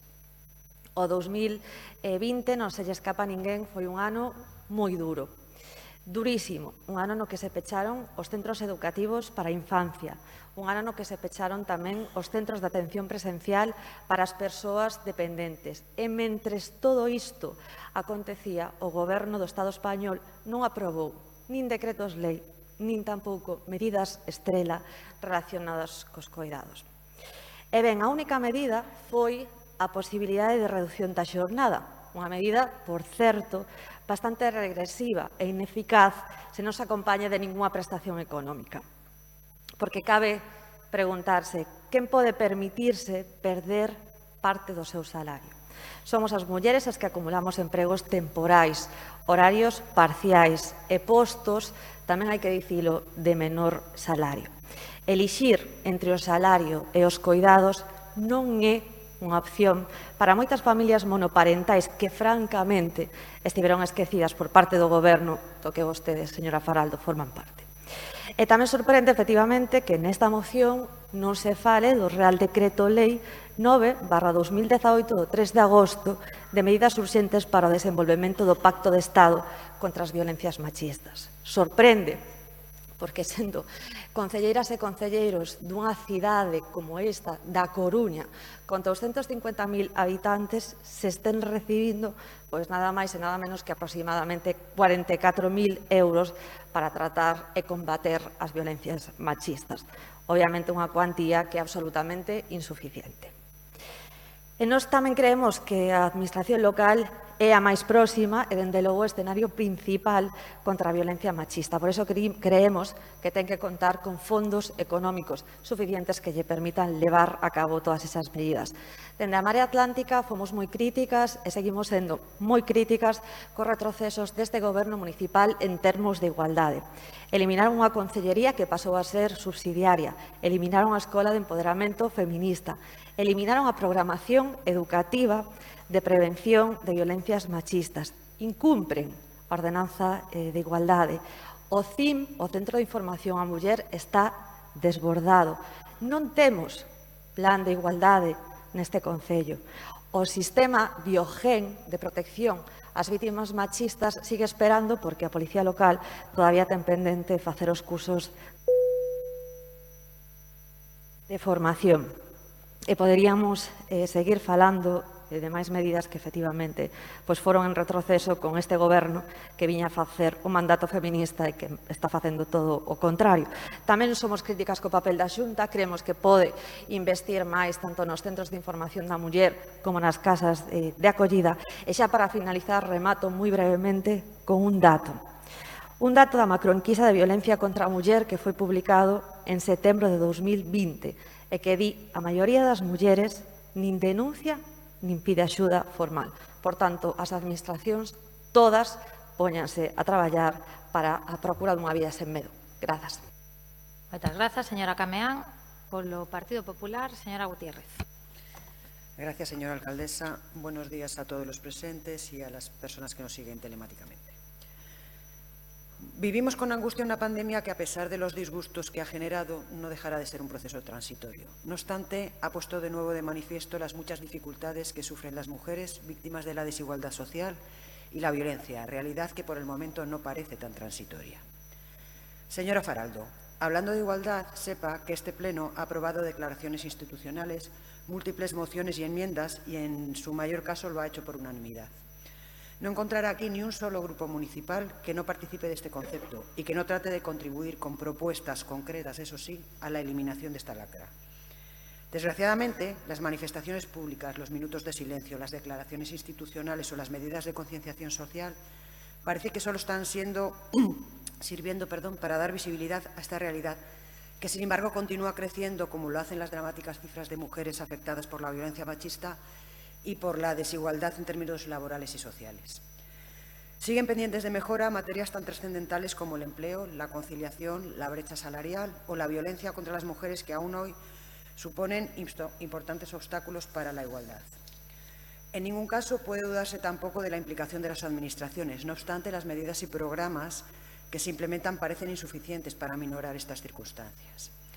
Y dicho todo ello, creo que no se puede gestionar este tema como un concepto meramente ideológico y populista, presentando una moción que incorpora tal cantidad de aspectos que parece la carta de los reyes de un niño pequeño, y en cuyo desarrollo encontramos un extenso surtido de aspectos, ideas y propuestas inarticuladas que dispersan absolutamente el foco de atención.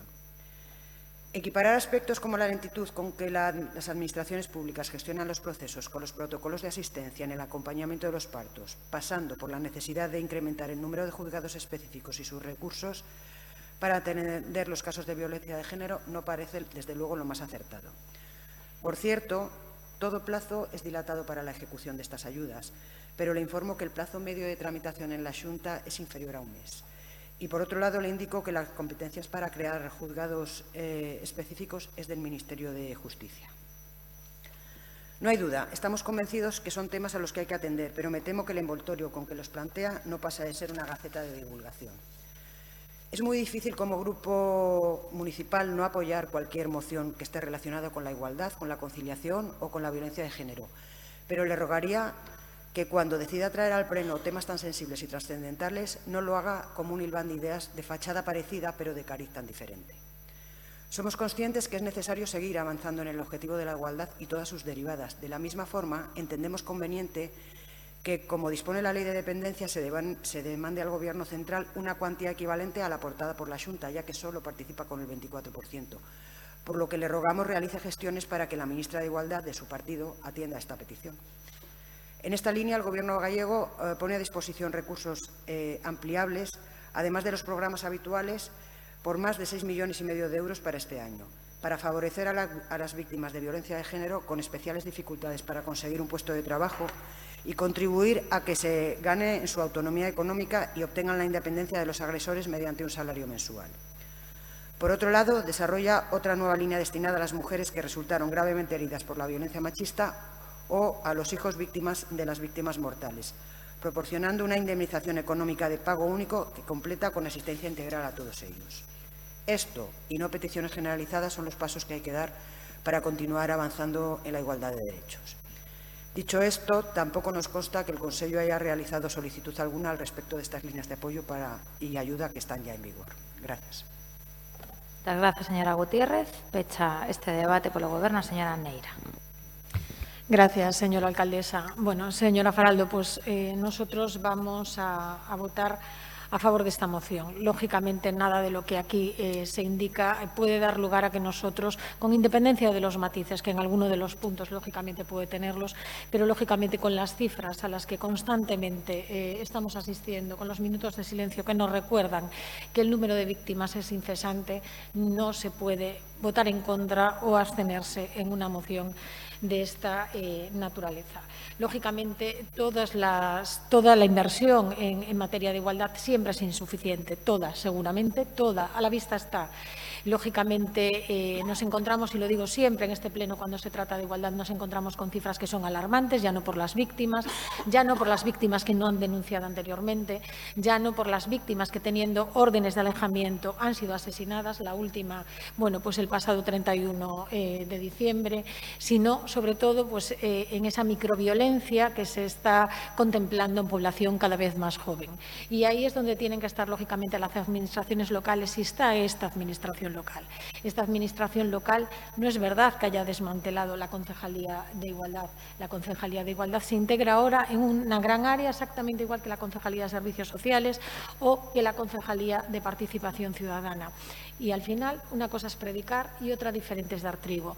Estamos hablando de un año marcado por la pandemia que nos recuerda que en este pleno tenemos que estar con las mascarillas, tenemos que estar a distancia y tenemos que estar gestionando una realidad que, como todos ustedes sabrán, es absolutamente infinita y se hace con los medios de los que se dispone, seguramente con muchos errores, seguramente uno tiene que tener la humildad de reconocer que no puede llegar a todas partes, seguramente con la eficacia y con la rapidez con la que querría llegar, pero desde luego con trabajo y con compromiso. Y en materia de igualdad no se le puede nunca achacar a este Gobierno municipal, no se le puede achacar a la señora alcaldesa, no se le puede achacar al Partido Socialista la falta de compromiso en esta materia.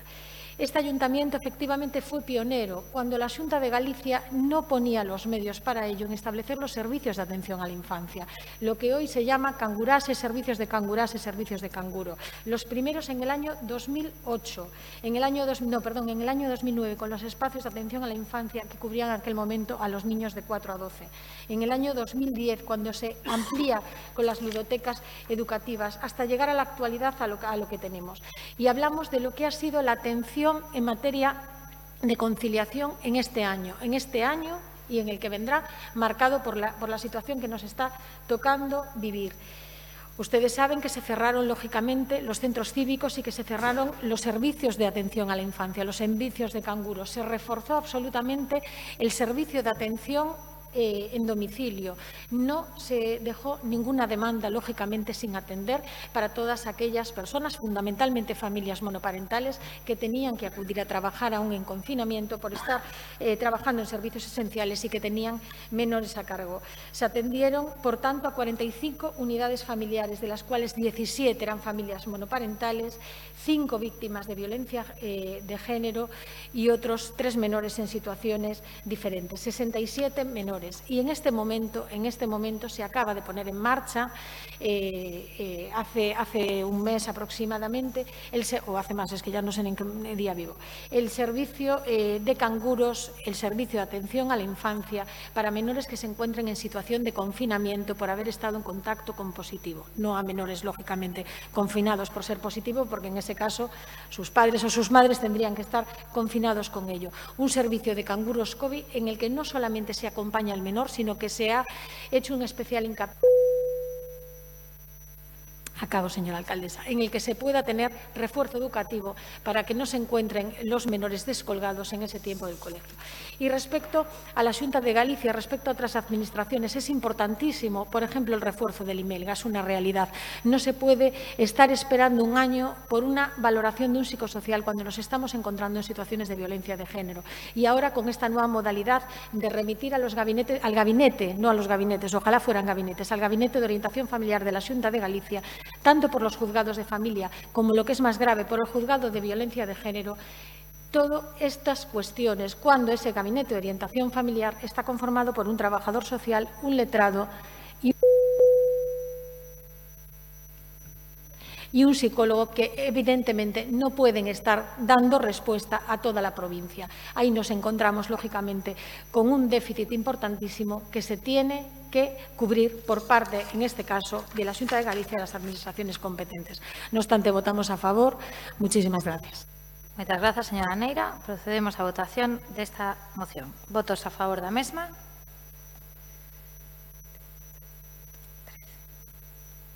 Grazas. Votos en contra. Abstencións. Moi ben, pois queda aprobada esta moción. Moitas grazas. Ata aquí o turno da concelleira dona Isabel Faraldo. Pasamos xa ás mocións presentadas polo Grupo Municipal do BNG. A primeira é sobre a situación da planta da Luibérica. Consta unha emenda de adición da Marea Atlántica. Antes de comezar o debate, solicito ao señor Borrego me sustitúa temporalmente na presidencia da sesión. Moitas grazas. Ten a palabra o señor Jorquera.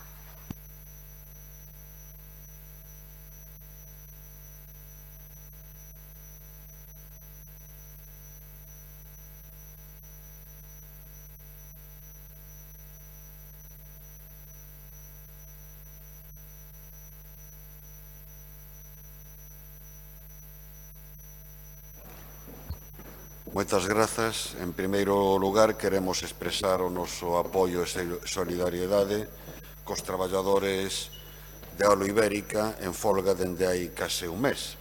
Volvemos presentar unha moción sobre a antiga planta de Alcoa da Coruña, despois de que este pleno xa aprobase o pasado 14 de maio outra moción do BNG, e facémolo porque 8 meses despois do debate e votación daquela moción, o futuro de Alo Ibérica segue cheo de incertezas. Repasemos os antecedentes. 8 meses despois de que se formalizase a venda das factorías de Alcoa da Coruña e Avilés a Parter Capital, en abril de 2020, fíxose público que, a súa vez, Parter Capital a revendía o Grupo Riesgo. Xa daquela, os traballadores advertían das dúbidas que existían sobre a solvencia e a praxe empresarial dos novos compradores. Compre lembrar que a venta das factorías de Alcoa a Parter Capital foi no seu momento tutelada polo Ministerio de Industria, co visto e prace da Xunta de Galiza, que se producise aquela revenda tan só 8 meses despois da adquisición por Parter Capital evidenciaba o noso xuízo a falta de compromiso real daquel fondo suizo para levar a cabo o plan industrial comprometido e puña en cuestión o papel desenvolvido tanto polo Ministerio de Industria como pola Xunta de Galiza para procurar unha solución que garantise a continuidade da actividade industrial e o mantemento do emprego. Por desgraza, os feitos posteriores non fixeron máis que confirmar os nosos temores e os dos traballadores. Os traballadores denuncian a ausencia por parte dos actuais propietarios dun plan que asegure o mantemento da actividade productiva e os postos de traballo. A propia Inspección de Traballo, nun informe do pasado mes de setembro, certifica a falta de ocupación efectiva e de investimentos na planta da Coruña. Esta situación súmase, ademais, que o Comité denuncia prácticas de acoso por parte da dirección da empresa a empregados e representantes sindicais, o despedimento improcedente dunha traballadora e impagos nos salarios, razóns polas que dende o 26 de decembro os traballadores da factoría coruñesa están en folga indefinida. Por iso, nesta moción, demandamos do Goberno Central e da Xunta que estuden cantas alternativas sexan necesarias para asegurar a pervivencia da planta, incluída, se for preciso, a súa intervención temporal ou a súa incorporación ao sector público por pertencer a un sector industrial estratégico. Pedimos á Xunta de Galiza que, en exercicio das súas competencias, investigue a praxe da compañía en materia laboral, velando porque a empresa asegure o pleno respeto dos dereitos laborais e sindicais, e pedimoslle tamén á alcaldesa que exerza un papel de liderazgo e desenvolva cantas xestións sexan necesarias para facer posible unha solución. E remato cunha reflexión. Non está simplemente en xogo o futuro desta planta. Non están en xogo, por tanto, só os perto de 400 empregos directos e os moitos empregos indirectos que dependen da mesma. Está en xogo se a Coruña ten ou non ten vocación industrial, está en xogo o futuro do sector secundario desta comarca, que está sufrindo unha perda acelerada do seu tecido industrial e, por tanto, solicitamos o apoio polas razóns expresadas esta moción ao tempo que anuncio que aceptamos a emenda de adición presentada pola Marea Atlántica, porque entendemos que o único que fai é complementar esta moción. Nada máis e moitas grazas. Grazas, señor Jorquera. Señora Faraldo. Bueno, hoxe aquí gostaríanos darlle voz aos traballadores de Alu Ibérica, aos que levamos acompañando fai hoxe xa 20 días de folga indefinida. Son o maior exemplo de loita obrera, sólida, digna e constante dos últimos tempos.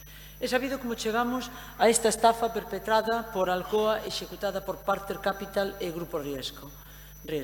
A finales do 2018, a multinacional norteamericana Alcoa anuncia o peche das plantas da Coruña e de Avilés que ata a súa privatización en 1998 formaban parte da empresa pública Inespal. Gracias á mobilización social, comprométese a vender as plantas a un socio solvente con garantías de emprego para todo o personal durante polo menos 2 anos.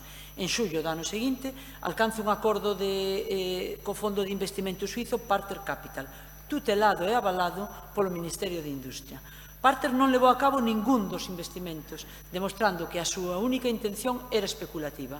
En marzo, o Grupo Industrial Riesgo adquire o 75% da empresa sin presentar ningún plan industrial que justifique a súa solvencia técnica e económica para manter a actividade.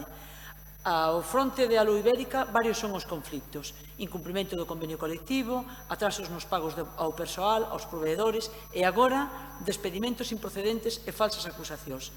Neste intre, gustaríanos facer unha pausa para trasladar o noso apoio á compañeira despedida e un recoñecemento aos compañeiros que loitan pola súa readmisión. Tamén as distintas administracións teñen a súa cuota de responsabilidade e é aquí onde temos que ser humildes. O Ministerio de Industria, Comercio e Turismo aval do acordo entre Alcoa e Parter que non realizou unha mesa de seguimento nin se puxo en contacto co persoal para velar polo cumprimento do acordo que eles mesmos tutelaron. Reyes Maroto chegou a pedirlles, como ben recordaba Jorquera, o visto bo da operación de compraventa cando estos sinalaban opcións máis solventes. A operación tamén contou co visto bo da Xunta de Galicia a través da Consellería de Economía, Emprego e Industria. Dende Podemos, seguimos crendo que a solución pasa pola intervención pública. Conta coas garantías xurídicas que ofrecen tanto a normativa europea como o marco constitucional. Existe un informe xurídico da Universidade da Coruña que avala a legalidade e viabilidade da intervención, que se podía materializar a través da SEPI, dependente do Ministerio de Facenda da ministra socialista María Jesús Montero. As privatizacións deixáronnos sin recursos nos sectores estratégicos e non podemos continuar nesa tendencia. España é o país con menor número de empresas públicas na Unión Europea, un 2% frente ao 12% de Francia e Italia, respectivamente, ou 45% en Finlandia, según fontes de Eurostat.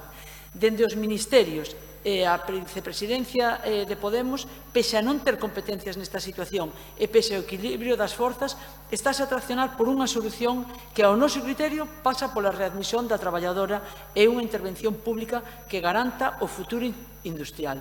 Tendemos a man ao PSOE coruñés para que inste, como nós, aos seus compañeros de partido no Goberno Central e que, xunto cos sindicatos e os agentes implicados, discutamos os detalles para unha posición común sobre a forma de levar a cabo dita intervención pública. Finalizo esta intervención co recoñecemento a unha loita que va máis aló de visión individualistas. Defenden o futuro industrial do noso territorio. Debémosles a esos traballadores estar a súa altura. Moitas grazas, señora Faraldo. Pola Marea Atlántica, señor Lema. Bo día. En primeiro lugar, agradecerlle ao delegado que admita as nosas enmendas. Súmase o repertorio coñecido do desleixo administrativo respecto do presente e do futuro da planta da Alcoa, antiga Alcoa na Coruña, abusos intolerables por parte da actual dirección. Abusos que teñen que ver con ese despedimento completamente injusto dunha persoa da súa plantilla que está provocando que hoxe, por 20 días consecutivos, estean concentrados á porta da fábrica a maior parte, a totalidade da plantilla desta empresa en solidaridade coa compañeira despedida. Entón, o que a nosa emenda tamén facía constar esa solidaridade coas mobilizacións dos traballadores e tamén unha solicitude de readmisión desta compañera injustamente despedida. Ben, sobre as cuestións que se comentaron antes da miña intervención, eu creo que cando estamos tamén nunha situación na que temos responsabilidades a nivel de Estado e falamos aquí no nome do partido que forma parte do goberno, temos que ter certa, temos que ter en conta o equilibrio entre a parte de predicar e a parte de dar trigo. É dicir, eu creo que estamos asistindo a unha situación actualmente na que, por un lado, se mantén esa dogmática neoliberal de non intervención do Estado en economía, non pola vía de non creación de empresas públicas privatizadas que no seu momento eran completamente viables, como era Inespal no seu día privatizado polo goberno de José María Aznar. Por certo, un informe en contra do Consello de Contas dicindo que era unha empresa completamente viable e que se vendera por debaixo do seu prezo. Iso tamén forma parte da historia tétrica, da desmontaxe do patrimonio público do Estado, senón que eu tamén creo que temos que ter en conta que no actual contexto chama a atención este mesmo inverno certa pasividade, e xa sei que despois hai discursos que podan justificalo todo respecto da regulación do mercado eléctrico, que está directamente complicado ou relacionado coa non viabilidade das industrias electrointensivas, como é o caso da Alcoa, ou de calquera outro tipo de industria que queramos ter, porque hai unha relación evidente entre os custes da enerxía eléctrica e a viabilidade das empresas, das industrias, digamos. Por tanto, eu creo que temos que tener en conta que podemos crear un efecto de certa estupefacción en que nos escoite fora o vernos que lanzamos certos discursos que efectivamente están no lugar no que todos decimos que deben estar, pero despois eso non se corresponde cos feitos. Entón, eu creo que debemos tamén empezar por certa autocrítica. Eu lembro que a ministra daquela de Transición Ecolóxica, Madalena Valerio, cando se lle propuña desde a Coruña que intervise a empresa, creo que se empregara a primeira vez evitaba-se empregar o termo nacionalización pola súa semántica históricamente complexa, empregábase o termo únicamente intervención, o que decía a ministra daquela era que eles non facían comunismo, e iso era comunismo. Bueno, estamos aviados, se este é o marco mental, se esta é a asunción do paradigma neoliberal imposto a través de Maastricht, entón podemos asumir e concluir que no Estado español non vai haber industria. Non vai haber industria, vai ser un país terciarizado que acepte o reparto de traballo a nivel da Unión Europea e isto sexa, efectivamente, un país de servizos, baseado no turismo, que, cando banea un pouco a economía internacional, como é agora, evidentemente, cae todo como un castelo de naipes, non? Nos apoyamos completamente a moción presentada, agradecemos a Benegal, como dixemos, que se incorporen as nosas enmendas e pedimos certa preocupación a tua alcaldesa de lanzar discursos dos que algún tamén é responsable despois, porque, insisto, pode dar lugar a distorsións en quen nos escoita. Con todo, tamén, desde logo, suscribimos as palabras da compañeira Isabel Faral. Gracias. Moitas grazas, señor Lema. Polo Partido Popular, señora Cendán. Bo día a todos. A dirección de Alba Ibérica, que exerce o Grupo Riesgo, aceptou reunirse coa Xunta de Galicia para tratar de, por un lado, buscar unha solución ao conflito que se vive na factoría e, por outro lado, consolidar unha vía de diálogo entre as partes e crear unha mesa de negociación na que estean presentes dirixentes e traballadores. Con respecto ao ámbito laboral, hai que tentar atopar unha solución, primeiro, para abordar a situación tras o despedimento dunha traballadora, e segundo, de forma complementaria, para que a xestión común neste ámbito sexa a que corresponda. Así, a Xunta propuso unha mediación por parte da Consellería de Emprego e Igualdade como autoridade laboral a partir da solicitude que trasladou o Comité de Empresa. A Xunta e o Comité, que se reuniron o pasado 28 de decembro, piden que o Goberno do Estado convoque canto antes a mesa para garantir o futuro industrial da planta coruñesa. Fai falta que entre todas as partes se identifique o grau de cumprimento dos compromisos que se acadaron en xullo de 2019 con Alcoa e Partner. Neste senso, é necesario que o Goberno do Estado realice unha auditoría técnica e financeira que que confirme que os investimentos se están producindo e que os fondos comprometidos están destinándose a garantir a continuidade da fábrica a partir de xullo deste ano, continuando coa produción de aluminio primario e asegurando a actividade e os empregos. Ademais, faise preciso abordar co Ministerio de Industria as decisións que garantan que o prezo eléctrico sexa competitivo, elemento determinante este para o futuro da planta, para competir en igualdade de condicións co resto de Europa, xa que, como saben, o Estatuto para consumidores electrointensivos presentado polo Goberno do Estado non é suficiente. Un estatuto que recorta os apoios ás empresas galegas, xa que responde a un criterio territorial e non a unha verdadeira aposta pola industria. E non só é insuficiente, senón que, ademais, chega 2 anos tarde.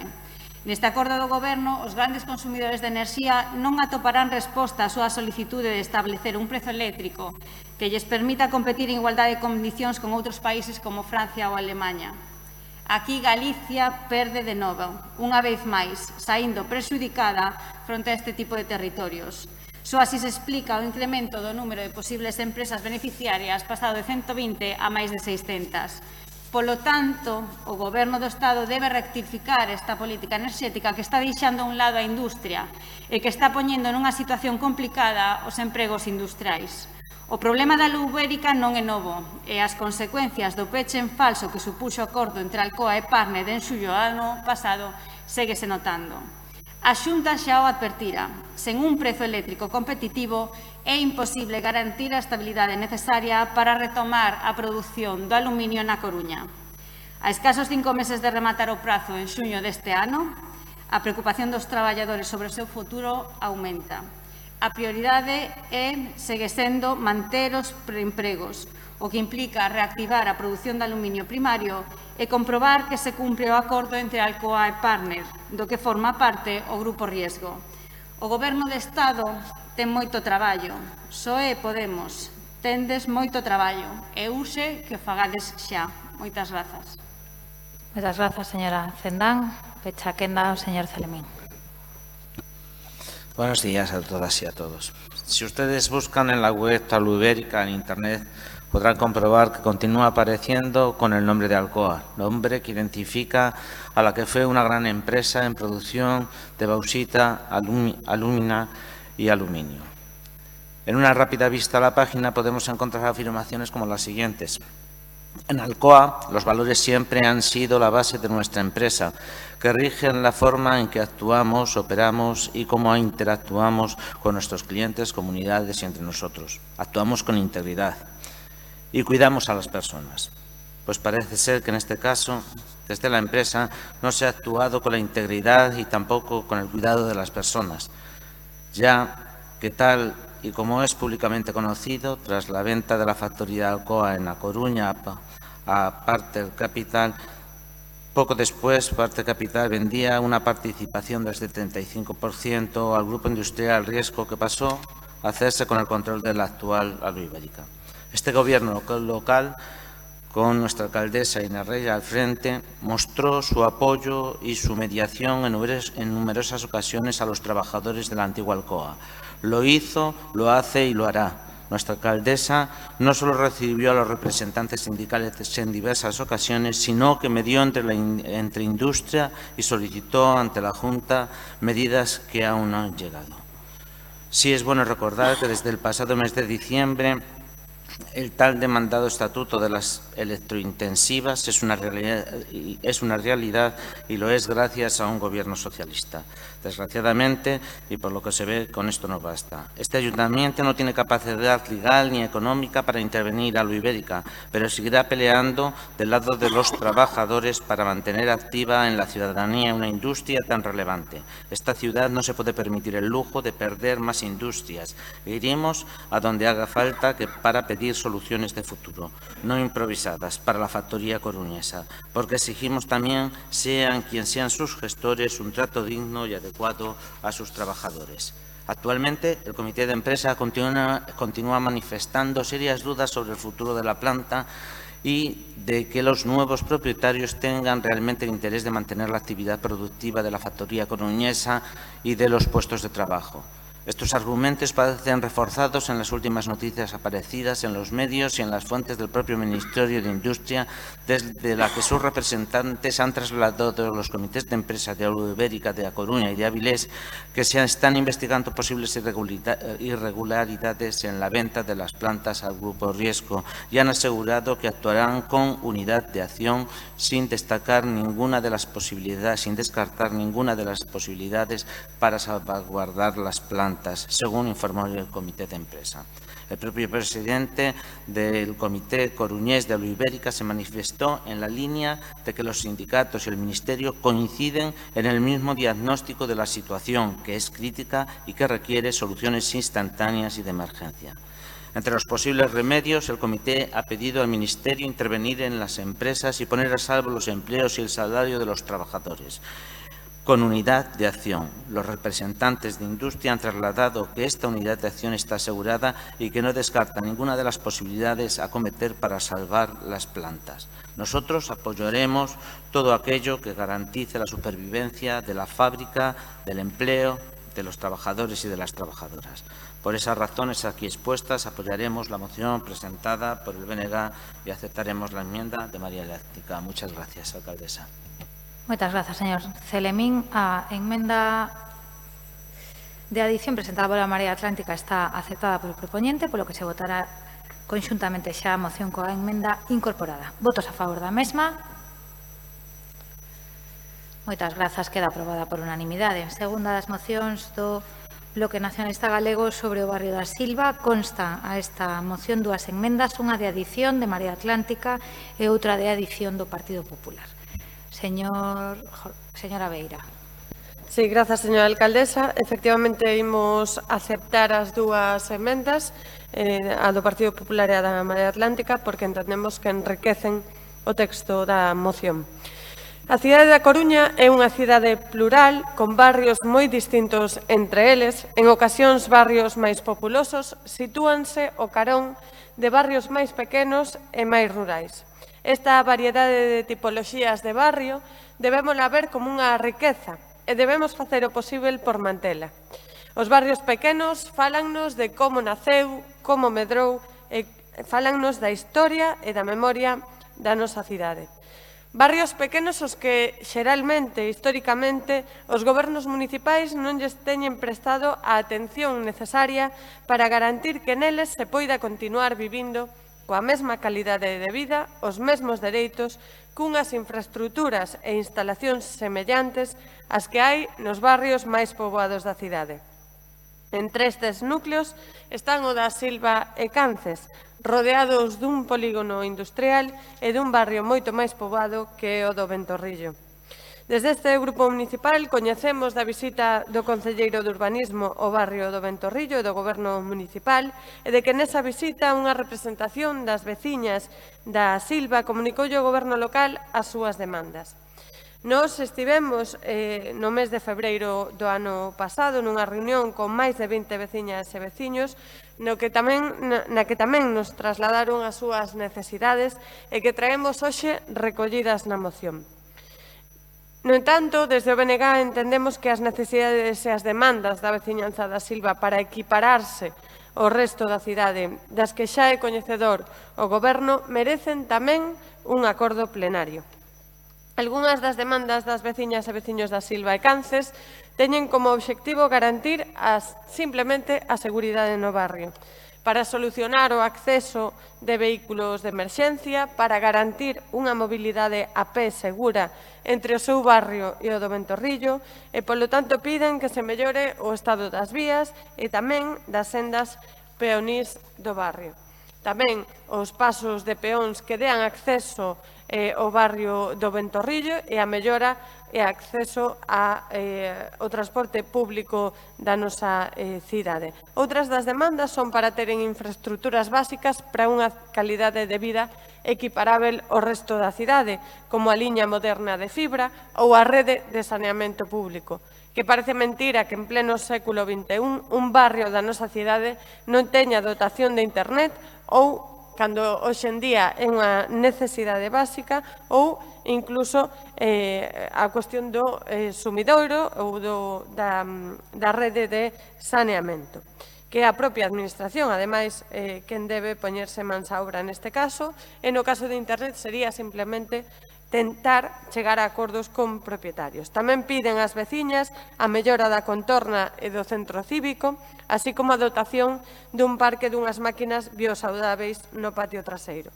Por último, quería saudar a dúas veciñas que nos acompañan hoxe, que son do barrio da Silva, que estiveron naquela xuntanza e que agradecerán, seguro, que esta moción prospere, se é posible, por unanimidade. Nada máis.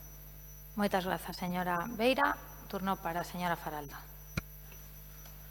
Bueno, pois non deixo a ocasión para saudar tamén as veciñas, como non, pola súa asistencia. Bueno, antigo núcleo rural absorbido pola construción de zonas industriales, o barrio da Silva é un barrio periférico da cidade, pero cunha distancia cercana con respecto a zonas neurálxicas como Ventorrillo, Avenida Finisterre, a Ronda Outeiro, pero mantén todavía esos reflexos do seu pasado rural. Cunha paterna, escoitei moitas historias dunha zona que viviu con moita intensidade a chegada da República e que sufriu especialmente as consecuencias da represión franquista. Hoxe a Silva é un barrio onde máis destacan as carencias de servicios básicos, como a iluminación, o alcantarillado, beiras rúas axeitadas, como se lles condenase continuamente a illalos da súa pertenza á cidade. Na moción que presenta o BNG fala do encontro do concelleiro de urbanismo con unha representación da veciñanza da Silva, na que lle trasladaron as súas demandas. A propia moción plantexa unha serie de medidas que non son senón melloras para o barrio, que supoñen aumentar a calidade da vida dos seus habitantes, principais protagonistas, pero tamén a calidade do resto da veciñanza que paseamos en moitas ocasións polo barrio. Onde temos que facer esforzos? Pois que duda cabe, onde máis se precisan. Fálase dun parque infantil, de máquinas biosaudáveis, de pavimento, de señalizacións, de accesibilidades, de limpeza de fincas, de beiras rúas, de internet. Fálase, ao final, de dotar un barrio que o necesita de dotacións que levan anos esperando. Pola nosa parte, non pode ser de outro xeito que votar a favor, co convencemento e o debido seguimento para que, se sai adiante a moción, non quede enterrada en algún caixón de ningunha concellería. Moitas grazas, señora Faraldo. Pola Marea Atlántica, señora Delso. Sí, moi bo día a todas as compañeras e compañeros de corporación. Dar a benvida tamén á veciñanza da Silva, dun barrio que coñecemos ben, e agradecer tamén todo o activo que sodes a veciñanza do barrio e que levades sendo moitísimos anos. Gustaríame, antes de comezar a comentar a moción, insistir en dúas cuestións fundamentais. 9 meses despois do inicio dunha pandemia, nun momento no que a nosa cidade atópase con un número de contaxios moi preocupantes, que este Concello non habilite dunha vez por todas a posibilidade de realizar estes plenos tamén de maneira telemática, tal e como sucede na maioría das administracións, sen ir máis lonxe na Deputación da Coruña. E tamén me gustaría chamar a atención sobre un feito insólito, que este Concello comece o ano 2021 sen orzamentos municipais. Moitas das necesidades que existen nos barrios, como as que se plantexan nesta moción no barrio da Silva, resólvense con partidas orzamentarias. E permítame decirlle, señora Rei, que é unha irresponsabilidade comezar un ano como este, sen orzamentos, e a responsabilidade diso é única e exclusivamente do Goberno local, que tomou esa decisión de maneira absolutamente unilateral, decisión que, por certo, están a tempos de mudar. Respecto ao que plantexa a moción, non podemos estar máis que de acordo, tal e como xa manifestamos nunha moción similar no mes de decembro. Os barrios rururbanos da nosa cidade son, sen lugar a dúbidas, unha das nosas sinais de identidade e, lamentablemente, foron demasiado pouco atendidos ao longo dos anos. É sabido que nesta cidade priorizouse sobremanera o centro fronte aos barrios, deixando completamente esquecidos os núcleos tan importantes como o barrio da Silva. Compre lembrar tamén que atender a estas desigualdades urbanas foi un dos eixos de traballo durante o mandato da Marea Atlántica. No pasado mandato, ademais de percorrer todos e cada un dos barrios desta cidade a través dos DILLOTI, intervimos en todos eles, dende Palavea Bella ata o Campanario.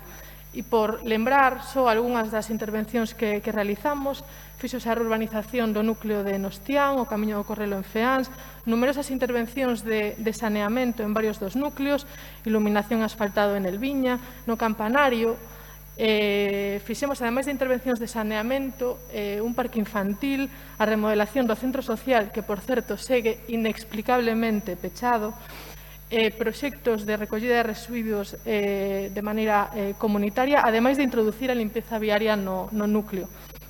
E deixamos feitos tamén proxectos que neste mandato se están facendo, se están comezando a licitar como proxectos de recuperación de camiños tradicionais. Tamén compre lembrar o traballo que fixemos no pasado mandato no que ten que ver co recoñecemento destes núcleos e destes barrios, non só a nivel de inversión pública, senón de recoñecemento e, sobre todo, de capacidade de decisión, a través tanto da organización da cidade en distritos como a través dos orzamentos participativos que deste modo convertíronse nunha ferramenta redistributiva. Por iso é tan importante que en todos os barrios, pero moi especialmente nos barrios rururbanos, a execución dos orzamentos participativos, porque trátase de intervencións básicas e fundamentais para estes barrios. Por iso nesta moción incorporamos a emenda de que se executen todas as actuacións pendentes e aprobadas nos orzamentos participativos que foron propostas e elixidas directamente pola veciñanza. Ademais, como decía, no barrio da Silva unha veciñanza especialmente activa, o cal é de agradecer. Nomeadamente os proxectos que están pendentes de execución e a recuperación dos camiños de carro para o LC de tránsito peonil no lugar de Cances, a restauración do lavadoiro público en Cances tamén, colocación de volardos para reservar a beirarrúa do Ventorrillo a Penamoa e a mellora da iluminación no lugar de Cances. Así mesmo, tamén este é un acordo orzamentario e remato xa, e ten que ver coa remodelación íntegra do centro cívico, tanto no interior como no exterior, coa instalación dun parque infantil e máquinas biosaludables e tamén o que incorporaba o Bloque Nacionalista Galega na súa moción de dotar o centro tamén de actividades socioculturais para todas as cidades. Mais nada, grazas. Moitas grazas, señora Delso. Polo Partido Popular, señor García. Gracias, señora alcaldesa. Buenos días a todos y a las vecinas también del barrio de La Silva. Bien, apoyamos esta moción. Primero, agradecer también al Bloque Nacionalista Gallego y a Marea por dejarnos aportar en esta moción, como son el plan de asfaltado de la zona de Silva y el acceso al centro cívico, o las mejoras de accesibilidad de aceras a la Silva de Abajo, o el estudiar la posibilidad de crear unas sendas peoniles en esa zona, ¿no? Pero bueno, defendemos estos por dos motivos fundamentales. En primer lugar, porque siendo fieles a nuestro programa y a nuestra manera de trabajar planificada y con certidumbre, apoyamos a los barrios. Nuestro programa tenía un apartado denominado Coruña es barrio, de donde colgaban numerosas acciones encaminadas a mejorar la calidad de vida de nuestros coruñeses como patrón común. Y en segundo lugar, ¿por qué lo apoyamos? Porque estamos preocupados. Preocupados porque esta misma moción puede encajar en muchos de los barrios que tiene Coruña, por la falta de planificación de este Gobierno, por la falta de ejecución de lo plasmado en esos presupuestos y, sobre todo, por la poca sensibilidad que ustedes tienen con los barrios y con el asociacionismo. Necesitan un plan integral de barrios, basado en un consenso con los vecinos, que se erigen en el instrumento fundamental para el equilibrio territorial y la cohesión social. Pero ustedes, ¿qué quieren hacer? ¿Cómo quieren hacerlo? Y, sobre todo, ¿cuándo quieren hacerlo? Coruña y sus barrios tienen un desarrollo asimétrico, lo que se manifiesta en importantes desigualdades socioeconómicas y las diferencias territoriales han aumentado. Este grupo municipal sí cree en el asociacionismo, en los barrios, en el papel que tienen para Coruña. Y lo que le demandamos a la señora alcaldesa es que reduzca estas desigualdades. Están abandonando a los barrios, al tejido asociativo, lo están desgastando poco a poco y se está cayendo en una centralización de la gestión que cada vez es más rudimentaria y más lenta. El asociacionismo pide ayuda, pero la señora alcaldesa y su grupo vive en María Pita. Llegan tarde y cuando van dicen todo que sí, pero no hacen nada. Parecen como el presidente del Gobierno, que aparece solo cuando el problema ha pasado y al final no ejecuta nada. Mire, les voy a mostrar el abandono de la gestión de la señora alcaldesa y de su gobierno. Estas son aceras de la Silva de abajo. Estas son carreteras en la zona de la Silva, de Cances, la accesibilidad que tienen. Esto más que la Silva parece la selva. ¿Cómo es posible que después de un día 9 de octubre de la visita del Gobierno, el 19 de noviembre realizaron otra visita por el barrio del Ventorrillo y todavía no se les ha comunicado nada de lo que van a hacer, ni cuándo lo van a hacer? ¿Cómo es posible que vayamos a reunirnos con los vecinos de Bens y después de 7 meses que ustedes han pasado por allí, con necesidades urgentes como estas, seguridad, accesibilidad, servicios vitales, a día de hoy no saben nada de esos asuntos? Han pasado por el Viña Pueblo, un sitio diferente dentro de la ciudad y con muchas posibilidades y poco atendido. El ofimático, el Susán, sin papeleras, sucio. Pero, ¿qué quieren hacer? No tienen presupuesto, no tienen partidas presupuestarias. Parece ser que el señor Laje está todo ejecutado aquí. Según Laje está todo ejecutado en La Coruña. Es increíble, increíble. Yo les entiendo, porque no tienen proyecto, porque su bandera es la improvisación, constantemente en todos los departamentos. Y por último, señora alcaldesa, en una de las últimas intervenciones de una concejala defendiendo los barrios, hablaba de que éramos un coche escoba, en términos ciclistas, sí. Pero hay un término también dentro del ciclismo que llaman la pájara del deportista, que no es más que una situación del rendimiento físico que se deteriora bruscamente. Y usted está en una permanente pájara. Muchas gracias, señora alcaldesa. Muchas gracias, señor García. Señora Sobral. Gracias, señora alcaldesa. Buenos días a todos y a todas. También quiero aprovechar para saludar a las vecinas que nos acompañan de Cances Silva, que están entre el público y con las que he tenido la suerte de poder reunirme. Señor García, como le veo usted muy pendiente y muy preocupado, le voy a informar de que hay contacto constante con las asociaciones y sí les vamos informando sobre el estado de los proyectos. También decirle que hay demandas que se resuelven en cuestión de horas, ya que usted, que está tan informado, también debería saberlo. Agradecemos su interés y su preocupación, pero no necesitamos que nos marque los tiempos. ¿Y sabe por qué? Porque este Gobierno sabe trabajar. Cuando hablamos sobre la política de coche escoba, nos referimos al coche escoba que va al final, que llega el último. En fin, vamos a ir a centrarnos en esta moción.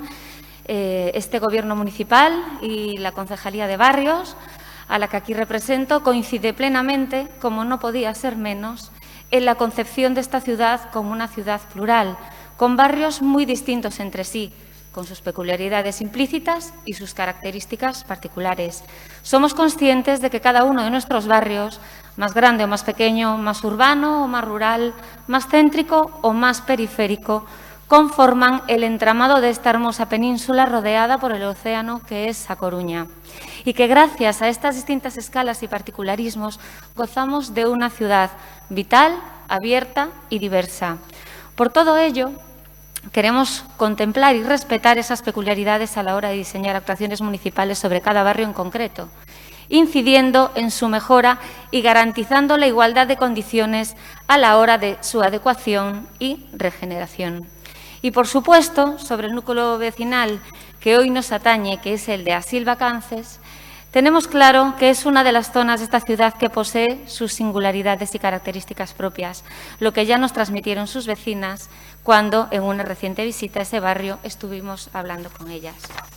Es conveniente recordar que entre las múltiples peticiones que nos solicitan, algunas ya están ejecutadas y otras están en camino o se están estudiando para poder llevarlas a cabo.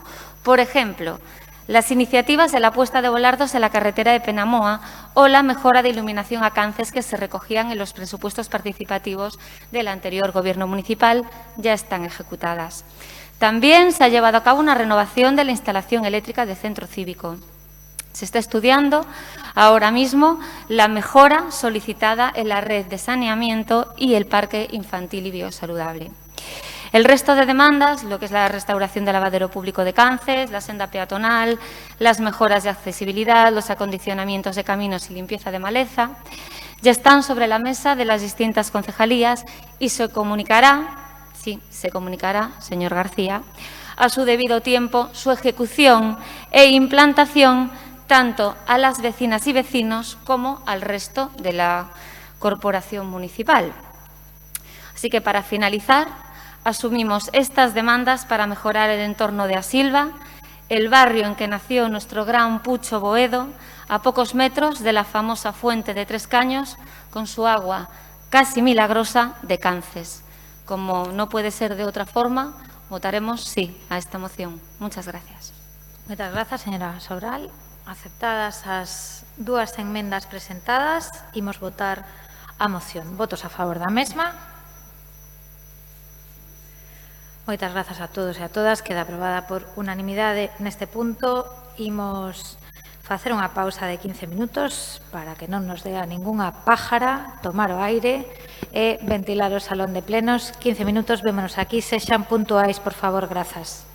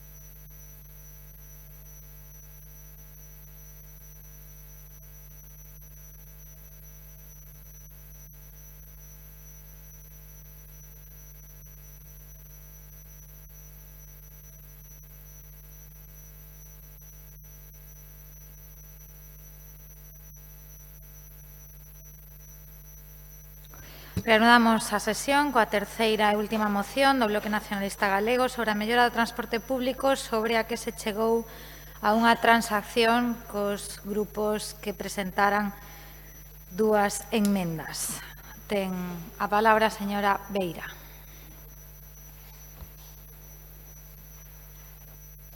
Sí, gracias, señora alcaldesa. Efectivamente, había dúas enmendas a esta moción. Unha emenda era do Partido Socialista para introducir a cuestión da autoridade única do transporte público metropolitano e outra da Marea Atlántica que viña a completar a nosa moción e que tamén introducía a cuestión da autoridade única de transporte metropolitano e finalmente consideramos que era máis axeitado pois, que se chegase a unha transacción e que finalmente houvese unha única emenda a esta moción. Ben, as políticas de mobilidade que promovan o uso do transporte público colectivo de viaxeiros son tamén, ao noso xizo, políticas de inclusión social, mas tamén de combate contra a contaminación e, polo tanto, contra o cambio climático. Esa é a súa importancia. A Coruña exixe un cambio de modelo no transporte para incentivar alternativas ao uso do coche ou evitar que o recurso ao vehículo privado invada e colapse a cidade. Por iso, no Pacto de Investidura incluímos unha serie de acordos que entendemos que aínda están por cumprir, malia que estean no espírito da Declaración Institucional por unha mobilidade sustentável, lida e asumida por todos os grupos neste salón de plenos, ou que vayan estar presentes na Axenda Urbana de 2030 da Coruña. Queremos poñer o foco nelas. Desde o noso punto de vista, é fundamental unha reordenación das liñas de autobuses que permitan unha conexión axeitada cos polígonos industriais, os centros de ensino ou os sanitarios, así como barrios onde se sitúan centros de traballo cun amplo número de traballadoras e traballadores. Os horarios, a noso ver, tamén deben de mudarse para ser útiles para as persoas que entran cedo a traballar e que saen tarde, que son moitas nunha cidade como a nosa, que é unha cidade de servizos, porque senón vai ser imposible que o transporte público sexa unha opción para moita xente e que esa xente poida deixar o coche na casa.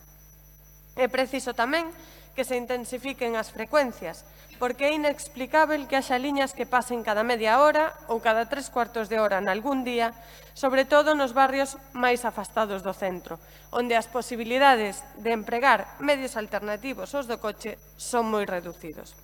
Sen dúbida, na nosa cidade a política de mobilidade está condicionada pola vixente concesión do transporte público, que rematará en 2024, mas non pode ser presa dela. E desde o Goberno local existe capacidade de impulsar as melloras precisas para unha maior utilidade da rede de autobuses da Coruña. Hai ferramentas e posibilidades que as dá o Regulamento do Transporte Público Colectivo. Mais tamén a Coruña é unha realidade metropolitana que se estende alén dos límites do municipio. Por iso, compre avanzarmos cara a un sistema de transporte integrado no conxunto da comarca e impulsarmos a concertación de políticas a escala metropolitana. A través da Autoridade Única de Transporte Metropolitana, que se introduce coa emenda, pola que, sen dúbida, haberá que impulsar medidas metropolitanas, pero non debemos esquecernos nin deixar de avanzar tamén naquelas que son locais.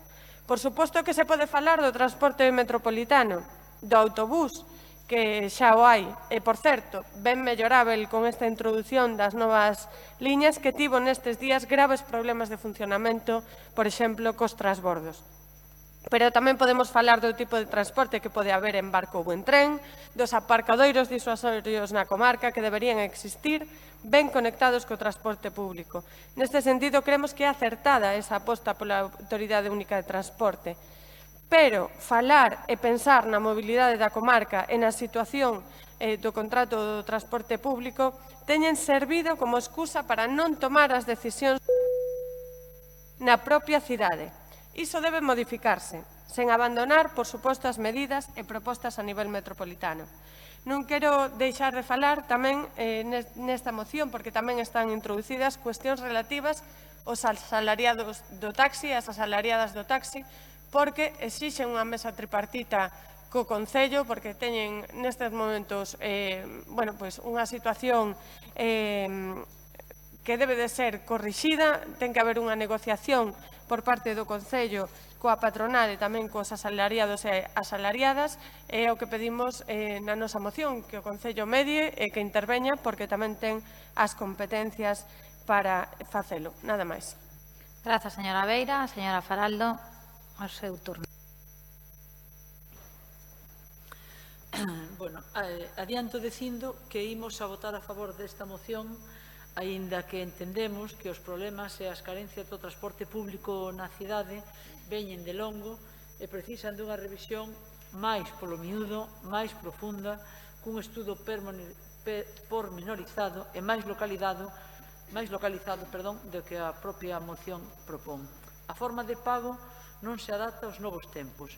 APPs, tarxetas recargables no propio autobús, ampliación do horario do servicio tería que levar aparellado un cronograma perfilado según necesidades. Non é o mesmo un luns que un venres para ampliación nocturna, nin un día hábil que un día inhábil para ampliación matutina, por exemplo.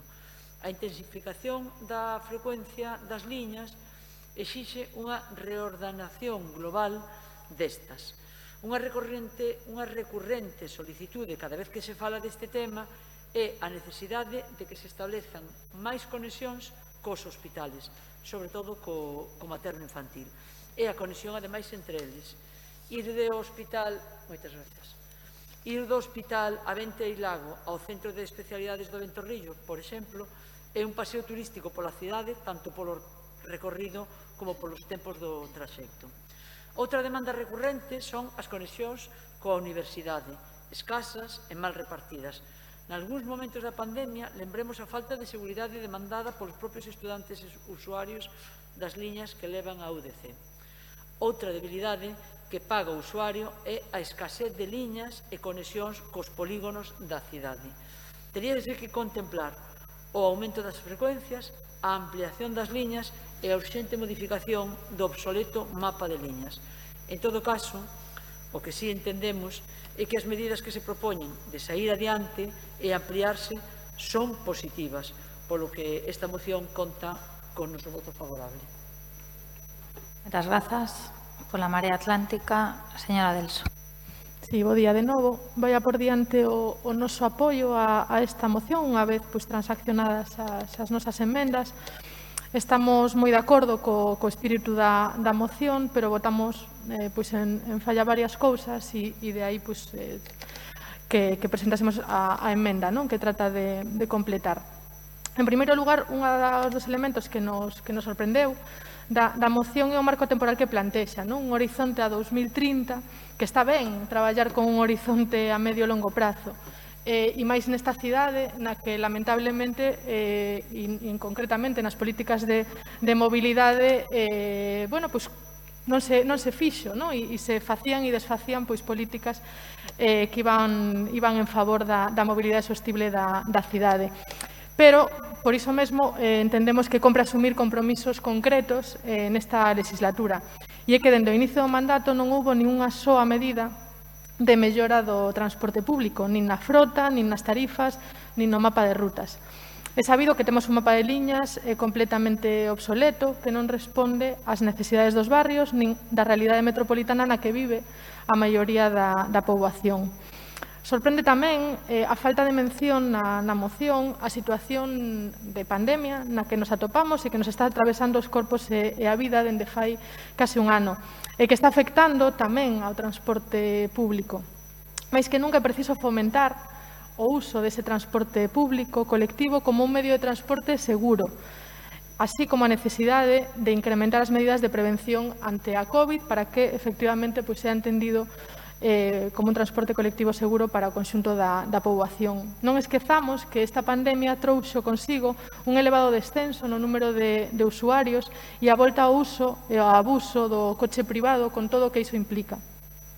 Outro elemento que votamos en falta na moción e que incorporamos como emenda é a necesidade de que o Goberno da señora Rei continúe coas bonificacións que están acordadas e que comezamos no pasado mandato, coa baixada histórica das tarifas do transporte público. Reclamamos ao Goberno local a aplicación das bonificacións que están acordadas no pacto de investidura e que afectarían a menores de 25 e a maiores de 65 anos. Hai outro elemento clave no que coincidimos e que na emenda transaccionada coincidimos tamén todos os grupos, e a necesidade de dar pasos decididos dunha vez por todas cara a esa mobilidade metropolitana, da que moito falamos, pero da que faltan pasos concretos e tanxibles. Urxe a constitución dunha autoridade única de transporte. A realidade da veciñanza é metropolitana, non nos cansaremos de decilo. Sen embargo, de maneira inexplicable, segue sen haber unha adecuación institucional e administrativa a esa realidade. En iso, inexplicablemente, a Xunta de Galicia sigue remoloneando tanto a creación da área metropolitana como a creación da área da Autoridade Única de Transporte. E compre lembrar o traballo de liderado que fixo este Concello, con Xulio Ferreiro a cabeza, coa constitución da Mesa de Alcaldes e da Alcaldesa da área metropolitana, que tratou de impulsar dunha maneira colexiada e dunha maneira decidida o consenso político para a creación destes dous entes, tanto a área metropolitana como a Autoridade Única de Transportes. Agardamos que dunha vez por todas sexa unha realidade. E xa para rematar, comentar que incorporamos dous elementos menores, pero igualmente importantes, que, por un lado, dentro da necesidade de poñer en marcha medidas que melloren o servizo de transporte urbano colectivo, non esquezamos as necesidades da mocidade, que levan anos reclamando a ampliación de horarios, frecuencias do BUO, do bus nocturno, así como o estudo da súa extensión á área metropolitana. E tampouco nos cansaremos de pedir ao Goberno local que poña en marcha dunha vez por todas a aplicación móvil para o pago do transporte público a través do móvil dos orzamentos participativos e que debería ser unha realidade canto antes. Grazas e máis nada. Grazas, señora Delso. Polo Partido Popular, señor Deus. Grazas, señora alcaldesa. Debatimos un asunto fundamental para las ciudades como es el funcionamiento del transporte público, que tiene una importancia capital en la sociedad actual por permitir la movilidad, favorecer el desarrollo comercial, la competitividad y la actividad económica de las ciudades, además de fomentar la equidad social y territorial. La planificación efectiva del transporte requiere una perspectiva a largo plazo, con incentivos para un transporte público de calidad, el uso de medios de transporte alternativos como la bicicleta, los desplazamientos a pie y la previsión de inversiones en infraestructuras y vehículos. Las soluciones han de ser a medida, basarse en una amplia consulta con vecinos, comerciantes y otros interesados y fijarse metas siempre con los ojos puestos en que es la administración local la que debe desarrollar y poner en práctica planes de transporte urbano sostenible. E insistimos en que no es bueno coger atajos para implantar medidas sin consensuarlas que generan amplia contestación social, ni tampoco es lo más adecuado trasladar experiencias de otras ciudades que poco o nada tienen que ver con las características específicas de la nuestra. A Coruña cuenta con un PEMUS aprobado en el año 2013, en el que se contemplan numerosas medidas para el fomento del transporte público. Consta de un plan de acción con 13 medidas, entre ellas la implantación de bonos o tarifas planas, la reorganización y reordenación de la red de autobuses y de paradas, facilitar la intermodalidad del transporte público urbano e interurbano, mejora del transporte metropolitano, un plan de aparcamientos disuasorios, la mejora de la eficiencia del servicio del taxi o la evaluación del carril preferente de transporte público en determinadas calles o avenidas. Señora Beira, tengo que confesarle que he echado de menos una referencia suya talismán a la ciudad de Pontevedra. Será porque Pontevedra no tiene transporte público, a pesar de tener la obligación de tenerlo. Llevan un año intentando instalar 2 líneas urbanas y aún no se han adherido al plan de transporte metropolitano de la Xunta. Se ve que una cosa es predicar y otra dar trigo. Por su parte, la Xunta inició el 23 de diciembre el nuevo plan metropolitano de buses para la comarca da Coruña, dividido en 2 partes. La oeste, hasta la zona de Bergantiños y Fisterra, y la este hacia Oleiros, Culleredo, Cambre y Sadra, con un esfuerzo económico sin precedentes. Introduce el plan 3 rutas perimetrales, además, que comunican los municipios del área metropolitana sin pasar por la ciudad, y por primera vez estarán comunicados los 3 polígonos industriales, Sabón, Agrela y Pocomaco, con una frecuencia de 1 hora desde las 7 horas de la mañana hasta las 10 de la noche. Evidentemente, este esfuerzo debe ir acompañado de campañas de promoción e información desde los concellos a los usuarios. Sobre la devolución de los importes de los trasbordos cobrados, fíjese, hemos hecho de algo que ha sido totalmente fortuito un mal funcionamiento de un solo día de la aplicación en ese transporte. Ya la compañía Alsa pidió disculpas el mismo día en que se produjo ese ese error, se disculpó y se va a devolver el dinero a sus usuarios. Y para su conocimiento le digo también que existe una aplicación, www.bus.gal, y se irá mejorando y avanzando seguramente con el paso del tiempo en la digitalización de este servicio. En cuanto al control de los contratos que ustedes dicen en su moción, en los pliegos aparece detallado todo el sistema de control, que se han puesto en funcionamiento también estos sistemas de control con el comienzo del servicio el 23 de diciembre. Tengo que decirle que por estar en contacto permanente también con el sector del taxi, creemos que no necesita más regulación, ya que cuenta con suficiente legislación, ordenanzas y convenios. Lo que sí necesita en estos momentos especiales son ayudas y beneficios. Son autónomos la mayoría de la gente que trabaja y ellos mismos toman las medidas consensuadamente en estos momentos difíciles y en estos momentos excepcionales, como ya han hecho. Pero miren, el transporte público también engloba aspectos de los que ustedes se olvidan. ¿Qué dicen a los transportistas del peaje de la AP9? El gobierno del que ustedes son socios en Madrid está ninguneando a Galicia. También es transporte público la supresión de frecuencias de trenes a Galicia y a nuestra ciudad. Políticas de movilidad son las inversiones pendientes de ese gobierno que ustedes apoyan en Madrid. La intermodal, la remodelación de Alfonso Molina, la ampliación del pasaje, la cuarta ronda, el tren a Langosteira, y lo que hacen es ponerse de perfil. Política de movilidad es también la recuperación de los vuelos a Alvedro.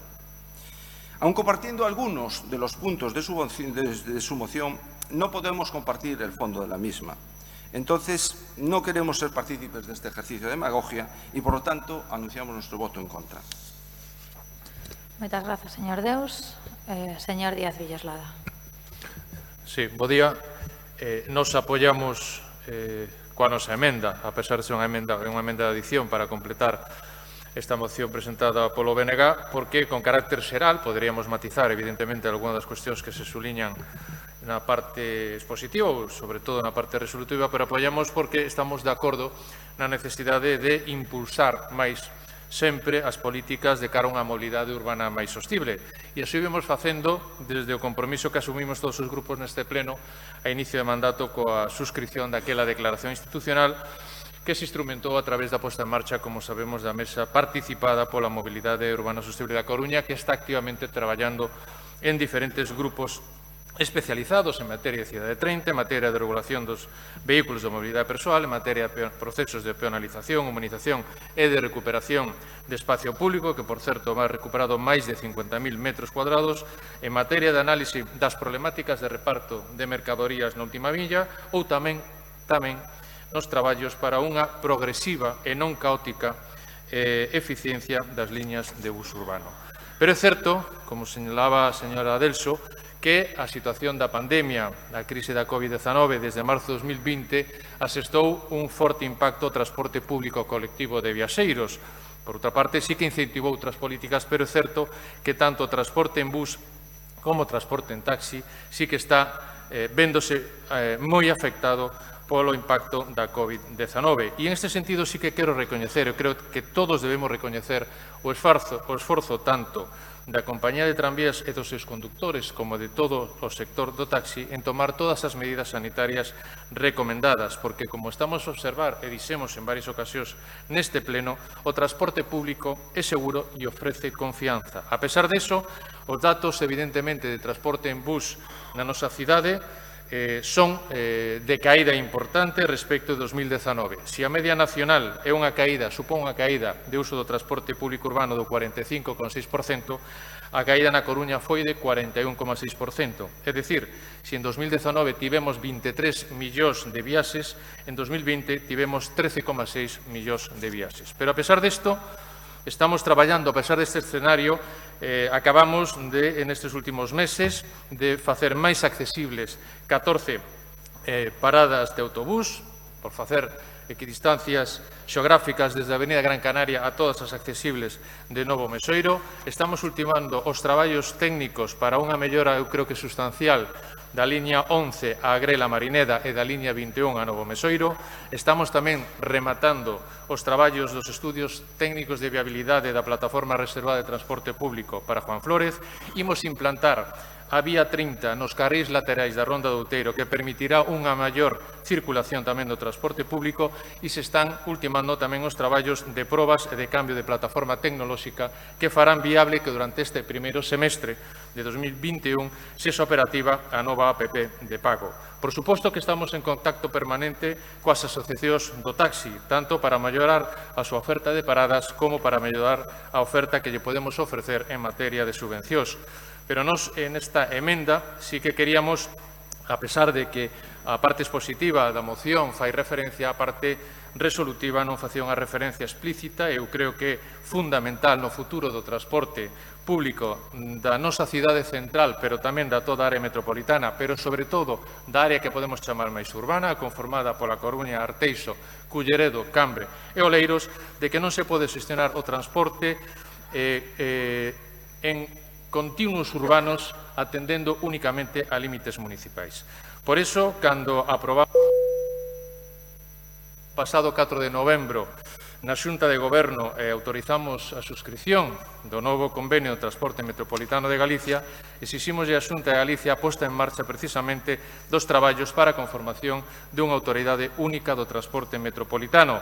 E ese foi o compromiso que asumiu a Xunta de Galicia. Esperemos que cumpra ese compromiso asumido coa cidade, porque, como dixemos, falar de autoridade única de transporte metropolitano é falar do futuro non só do transporte en autobús, sino de buscar fórmulas alternativas tamén que melloren a mobilidade como instrumento tamén de avance económico e social de toda a Coruña e de toda a súa contorna metropolitana. Por iso esperemos que a Xunta de Galicia afronte eses compromisos co Concello da Coruña, o que non entendemos é a posición do Grupo Municipal Popular opoñéndose a esta iniciativa. Mais nada, gracias. Moitas grazas, señor Díaz Villoslada. Procedemos á votación desta moción xa coa transacción efectuada. Votos a favor da mesma. Moitas grazas. Votos en contra. Moitas grazas. Queda aprobada.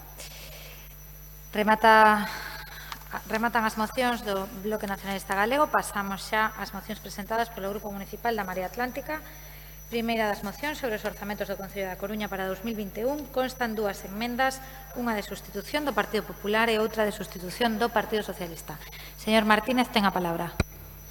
Grazas, señora Rei. Quería comezar saudando a Víctor, Pedro e Xavier, representantes da hostelería. Normalmente dicimos hostelería de proximidade, en realidade é un eufemismo elegante para non dicir a pequena hostelería, porque na hostelería hai de todo. E como pasa en xeral na vida, non todas as voces adoitan pesar o mesmo, así que traslado o noso apoio e a nosa alegría por que a hostelería, a pequena hostelería, a hostelería de proximidade se organice e se faga escoitar. Algúnas das cousas que vou dicir a continuación podían contárnola Xavier, Pedro ou Víctor, porque a están padecendo no día a día. Eu creo que todos e todas neste salón de pleno somos coñecedores por enriba da situación na que estamos, do que significa estar nesta parte do planeta ou case en calquera parte do planeta en 2021. A situación sanitaria é moi delicada, agravada, ademais, nos últimos días, nas últimas semanas, a consecuencia, creo que, de excesos non da xente, sino de excesos de confianza por parte das administracións no Nadal.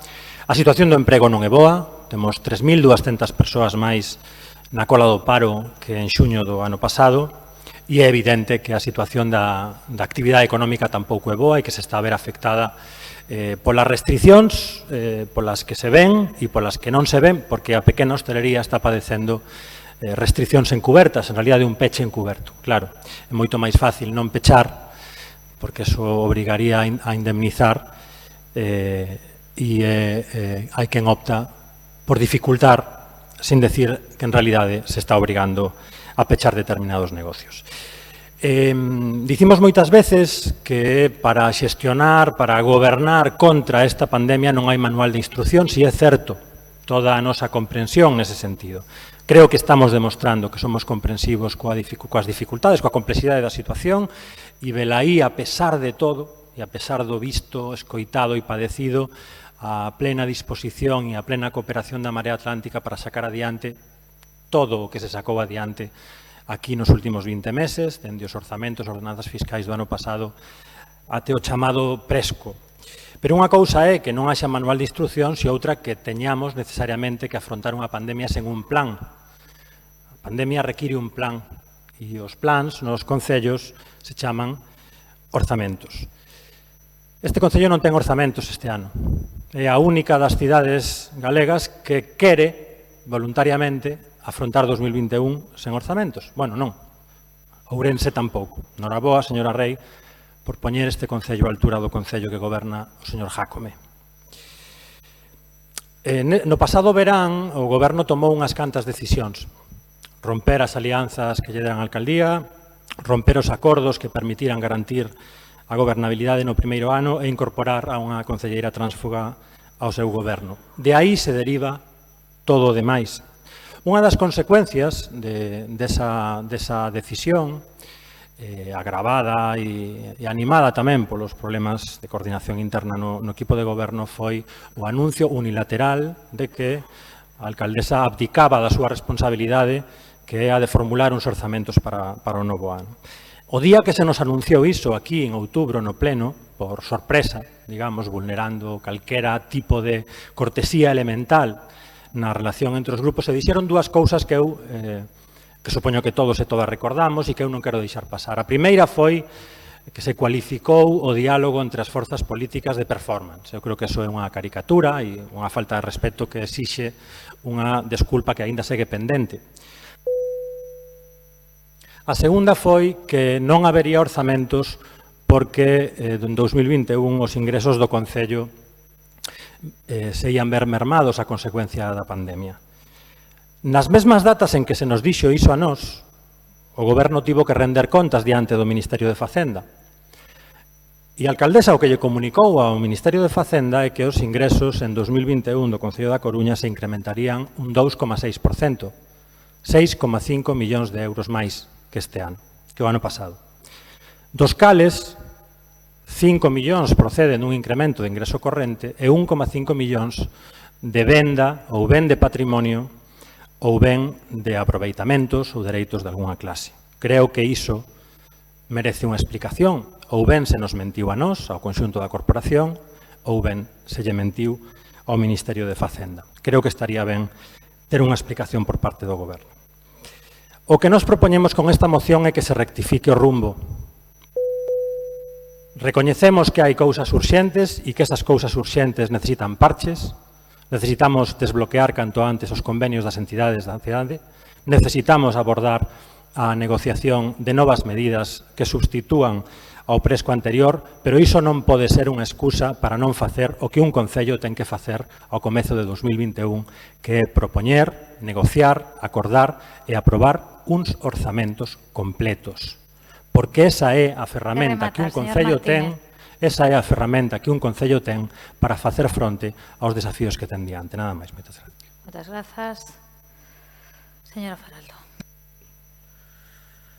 Bueno, é evidente que a principal ferramenta de calquera concello para sacar adiante as súas políticas e os seus servicios ten un nome, orzamento. Dita ferramenta tense que renovar anualmente, non só porque o orzamento é a expresión cifrada, conxunta e sistemática das obrigas e dos dereitos de calquera entidade local, sino que respondendo a ese principio de anualidade, o orzamento pretende dar respostas ás necesidades que en cada exercicio aparecen no Concello. A prórroga de un orzamento só estanca o avance do Concello e significa un claro exemplo de responsabilidade ou denota outras debilidades a hora de corresponder coa obriga de calquera grupo de goberno de xestionar os recursos da institución dun xeito eficaz e eficiente. Recursos que se deben focalizar, dada a situación pandémica que estamos a sufrir, en quenes máis lles vai afectar. Asociacións, entes da sociedade civil, asociacións veciñais, traballadoras autónomas, os sectores da hostelería e do comercio de proximidade, entre outras. Polo tanto, os acordos que propón Marea Atlántica son acordos que deberían ser unha proposta que estivese debatíndose xa neste pleno pero non en forma de moción, sino en forma de borrador de orzamento municipal para o ano 21.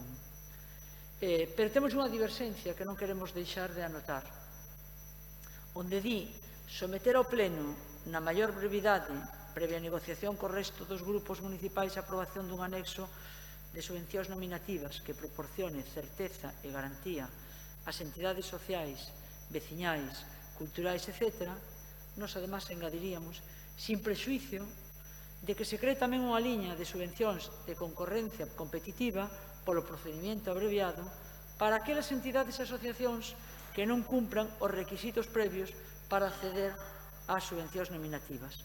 Desde Podemos Coruña, a única intención é que ninguén quede fora á hora de poder acceder aos recursos precisos que este Concello ten a obriga de poñer a disposición de todos os colectivos e persoas desta cidade. Abrindo este abanico a que certas subvencións sexan de concorrencia competitiva, permitimos que todas as asociacións podan ser beneficiarias de ditas axudas atendendo aos criterios de valoración previamente fixados e recollidos nas bases reguladoras das mesmas.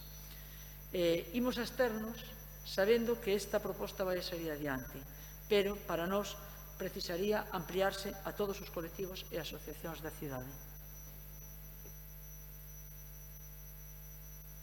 Moitas grazas, señora Faraldo. Polo Bloque Nacionalista Galego, señor Jorquera. Grazas, señora alcaldesa. En primeiro lugar, quero saudar tamén en nome do BNG os representantes da hostalaría presentes na tribuna. Vou procurar ser breve, dado que moitas das cuestións que se plantean nesta moción coinciden coas razóns que fundamentan unha pregunta oral que formularemos ao Goberno Municipal nesta mesma sesión, motivo pola cal prefiro reservar algúns dos nosos argumentos para ese momento. Mais, como é sabido, discrepamos profundamente da decisión do Goberno local de renunciar a negociar uns novos orzamentos para 2021. Entre as razóns que se aduciron para xustificar esa decisión apelouse á excepcionalidade da actual situación. Hoxe sabemos que a excepción é o Concello da Coruña, porque se aprobaron uns novos orzamentos xerais do Estado para 2021. Os orzamentos da Xunta de Galiza para 2021 están en trámite parlamentar e na imensa maioría dos concellos aprobáronse novos orzamentos ou están en trámite para a súa aprobación. Para xustificar esa presunta excepcionalidade, aduciuse unha previsível merma de ingresos en 2021 e que por ese motivo a prórroga dos orzamentos aseguraba unha maior capacidade de gasto, mas hoxe sabemos que non vai ser así, senón todo o contrario, cando menos mentres non se aproben as modificacións orzamentarias. Un proceso lento e complexo e que, ademais, aínda non se iniciou. Temos serias dúbidas da disposición do Goberno Municipal a rectificar, pero cando menos creemos que é exixível que se sexa dilixente para impulsar outras medidas que axuden a paliar os efectos negativos da prórroga dos orzamentos. Entre as que está sen dúbida a aprobación a maior brevidade do nexo de subvencións nominativas, por suposto, a execución ao 100% de todas as axudas contempladas no Presco e a elaboración con urxencia e recollendo as propostas dos sectores máis directamente afectados dun novo Presco. Polas razóns devanditas, o BNG está de acordo coa moción nos seus termos orixinais e por iso anuncio que votaremos a favor. Por moito que teñamos dúbidas da disposición do Goberno Municipal a rectificar, seguimos pensando que son necesarios uns novos orzamentos, por iso non podemos votar a favor da emenda do Grupo Socialista e tampouco coincidimos coa emenda do Grupo Popular porque no punto segundo propón acotar o diálogo co comercio e a hostalería a adopción de medidas fiscais para 2021. E sobre esta cuestión, este pleno xa se pronunciou o pasado 10 de decembro no pleno extraordinario convocado a instancias do Grupo Popular. Ademais, quero lembrar que as restriccións ao comercio e hostalería foron ditadas pola Xunta de Galiza, a administración que ten as principais competencias en política comercial, polo tanto, Instamos a Xunta de Galiza a que elabore un plan de rescate para a hostalería e comercio merecente dese nome. En calquera caso, reitero que coincidimos cos puntos desta moción e, polo tanto, BNG votará a favor. Moitas grazas, señor Jorquera. Polo Grupo Popular, señora Gallego. Sí, muchas gracias. Bueno, un saludo especial a los representantes de la hostelería que nos acompañan. En el peor momento sanitario, social y económico de la historia, la alcaldesa de la ciudad, Inés Rey, decide unilateralmente no elaborar unos presupuestos adaptados a las actuales circunstancias. Unos presupuestos de 2020 que se elaboraron antes de la pandemia. Estamos en 2021 con unos datos, como aquí se dijo, que asustan. El documento más importante que tiene una ciudad y con el compromiso de todos los grupos para negociarlo, que eso también es importante decirlo, porque en situaciones excepcionales se necesitan medidas excepcionales y acuerdos unánimes. Aún así, decidió prorrogarlo unilateralmente y esto supone un recorte en el gasto de 17 millones de euros para los coruñeses, porque prefirió la Unión la opción más cómoda y no sentarse a dialogar. El señor Laje dirá ahora que vamos a tener un presupuesto de más de 300 millones, expansivo, porque claro, va a contar con lo que no ejecutaron este año, por cierto, ejecución maquillada que leemos en prensa. Ese dinero son los remanentes de toda la vida, que se van a incorporar igualmente con presupuesto nuevo o sin presupuesto nuevo, como todos los años. De hecho, este año el presupuesto inicial era en 260 y el total fueron 316 millones. No hagan trampas. De esta minoración del gasto, 11,7 millones corresponden a la reducción de las inversiones, necesidades de los barrios, de las que tanto hablamos, privando a los coruñeses de la mitad del presupuesto de inversiones de este año y cientos de puestos de trabajo asociados. No es el único recorte en empleo, que a la concejala, exconcejala de empleo, ya ni se la ve en el salón de plenos que está ahí atrás. Reducen casi 1 millón de euros para contratar personal municipal y 1,5 millones de euros el programa Coruña Suma para cursos de formación que faciliten inserción laboral. La parte social del presupuesto se ve afectada porque la prórroga implica reducir el gasto en ayuda a domicilio ni más ni menos de 2,5 millones de euros en el momento más importante que nunca. Además, todas las asociaciones de la ciudad comenzarán 2021 con 0 euros de ayudas del ayuntamiento, ya que ni los convenios nominativos no se prorrogan de un año para otro. Ni Cáritas, ni Renacer, ni Padres Rubinos, ni Banco de Alimentos, ni ninguna otra entidad, ni social, ni cultural, tendrán ayudas municipales hasta que no se apruebe este modificativo, ni deportivas, ni nada. Asperga hoy mismo nos escribió para solicitar las ayudas. Señora Faraldo, le recomiendo que, hablando de subvenciones, se lea el anexo primero.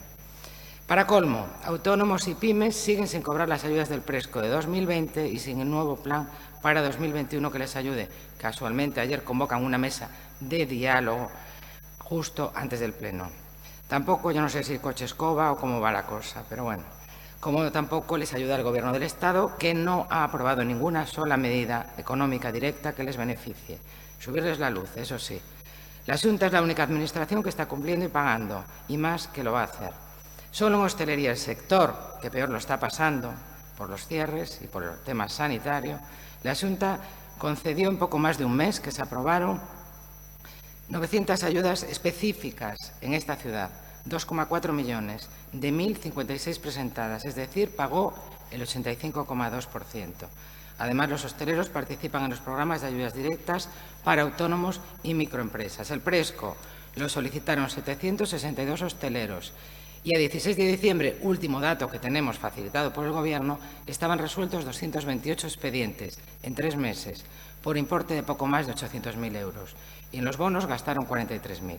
Fíjense la diferencia. De hecho, ayer el sector pidió que los trámites los realice la Xunta de Galicia mediante un fondo de cooperación porque es más ágil. Dicho y hecho, la Xunta ayer se comprometió a poner el 50% de ese fondo, señor Jorquera. En cuanto a las medidas fiscales, estamos a 14 de enero y claro que queremos que se negocie, claro que sí.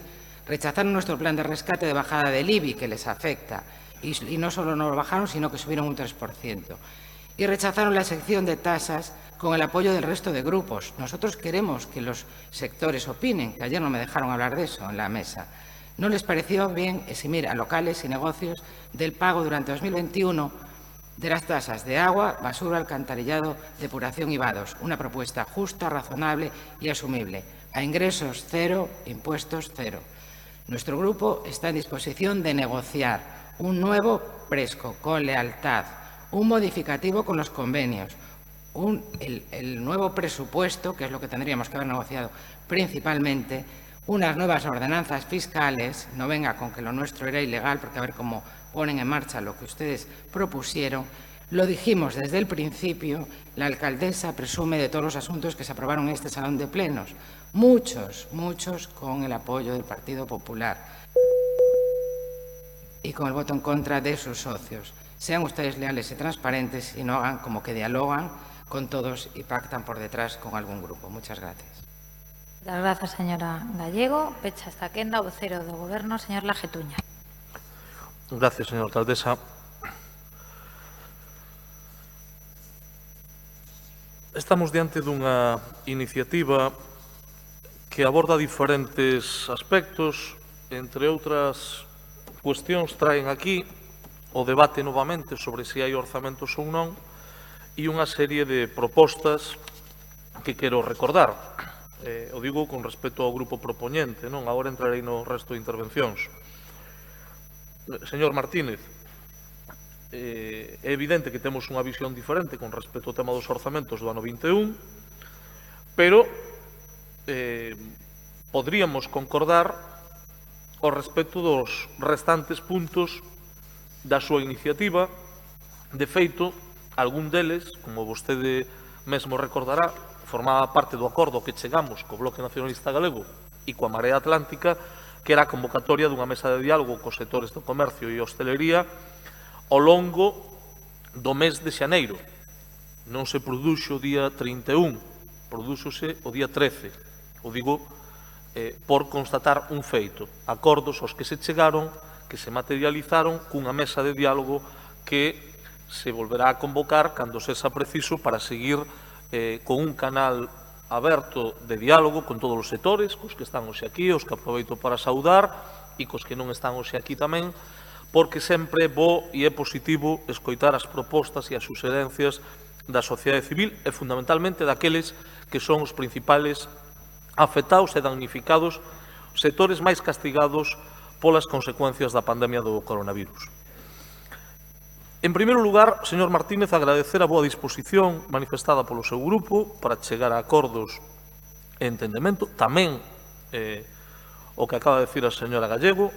Evidentemente, claro que saíron moitos acordos, como vostede dixo aquí, fruto do diálogo cos diferentes grupos.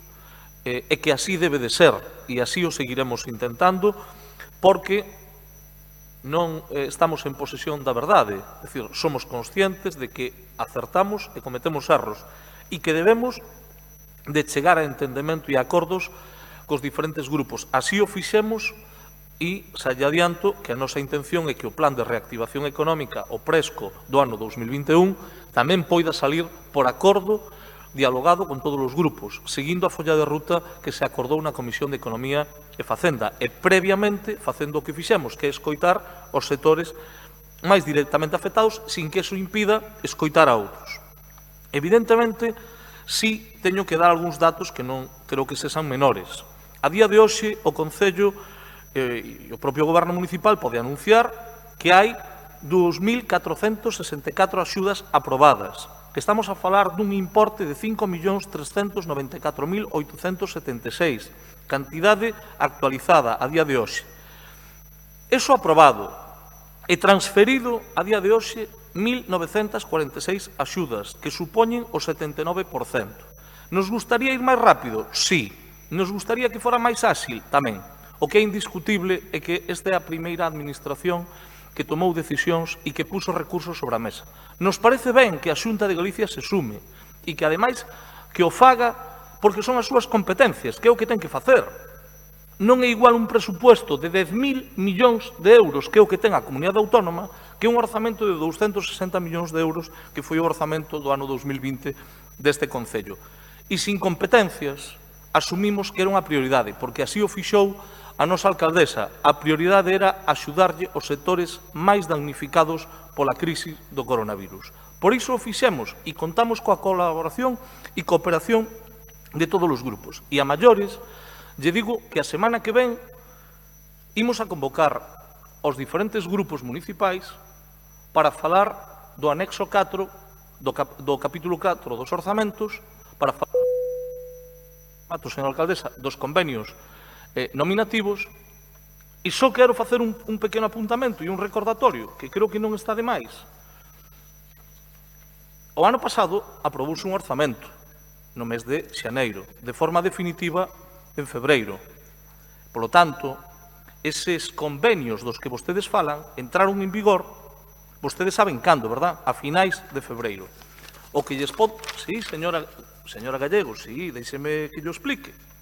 Estes convenios, digo polo grupo propoñente, nos anos 2016 e 2017, cando a Marea formaba parte do goberno municipal, entraron en vigor no mes de maio. O que lles podo asegurar é que a vontade deste goberno vai a ser que eso pase moito antes e agardamos que na próxima semana todos os grupos esta disposición a poidan corroborar e que podamos chegar a un acordo. Temos vontade de entendemento e de acordo e o orzamento do que vai a dispoñer o Concello da Coruña durante o ano 2021 vai a superar os 300 millóns de euros. Do que se trata é de unirse e traballar conxuntamente. Teñen a man tendida e agardamos poder contar con todos vostedes para sacar todos os proxectos que están pendentes adiante. Moitas grazas, señor Laje. Ben, hai dúas enmendas. Acepta o propoñente algunha delas? As dúas, ningunha? Aceptamos a do Partido Popular, que non afecta o compromiso de formular uns orzamentos antes do 31 de xaneiro. Rexeitamos ao Partido Socialista porque suprime, basicamente, o punto esencial da moción original. Moitas grazas, señor Martínez. Procedemos, por tanto, á votación da emenda do Partido Socialista en primeiro lugar e despois a moción xa coa emenda do Partido Popular incorporada. Votos a favor da emenda do Partido Socialista?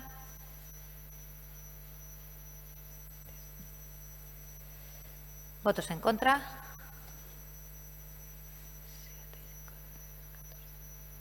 Abstencións? Decae a emenda. Pasamos a votar a moción. Votos a favor da moción?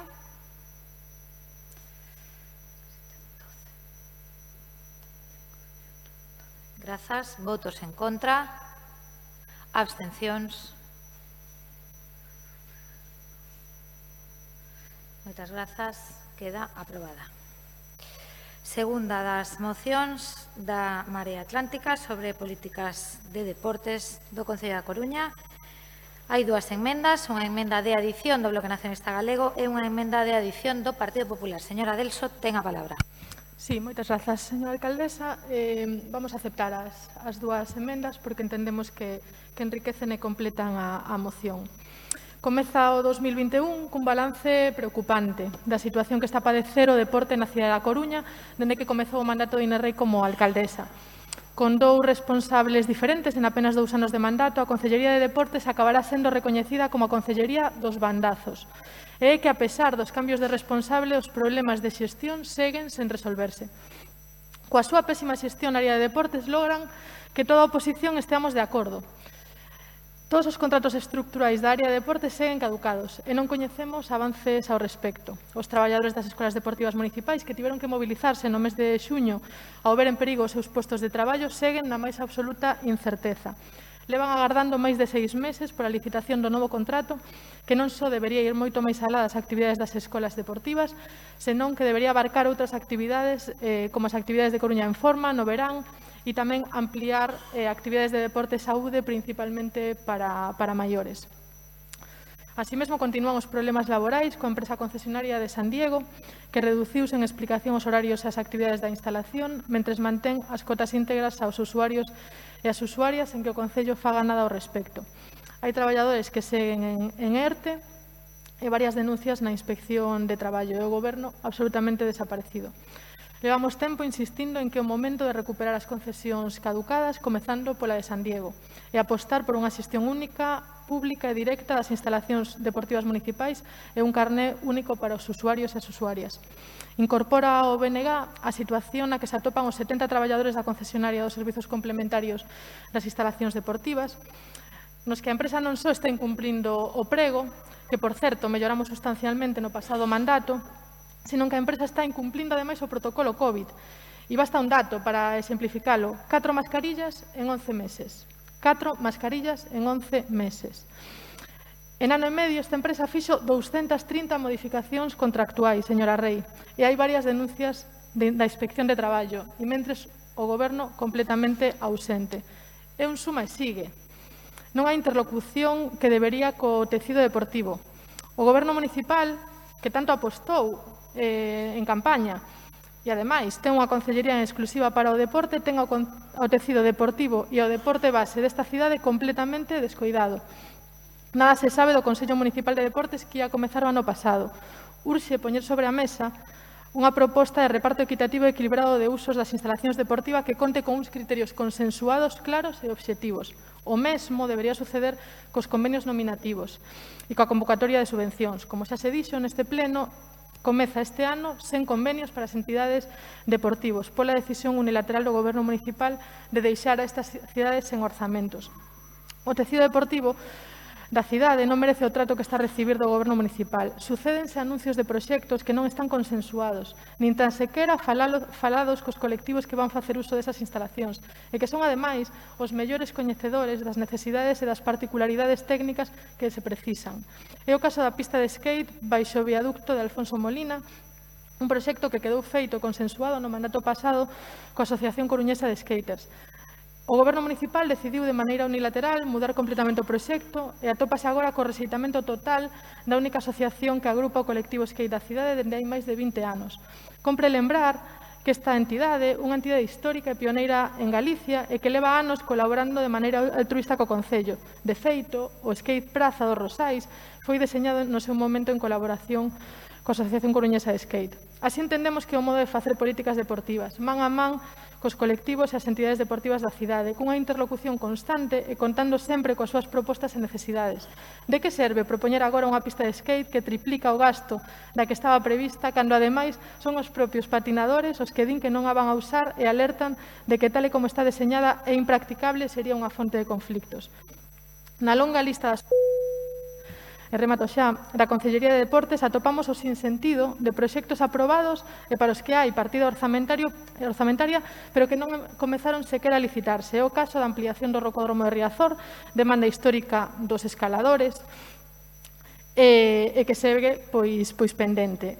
Pedimos e pide, sobre todo, aos colectivos de escalada da cidade contar cun rocódromo homologado que poda albergar probas federadas e optar inclusive a ser sede do Campeonato do Mundo con todos os beneficios que suporía para a cidade. É un suma e sigue. Dentro da moción pois aparece tamén todo o retraso que ten tamén a adaptación dos campos da Torre ao rugby. A piscina Riazor acumula un importante retraso nas súas obras, non hai horizonte.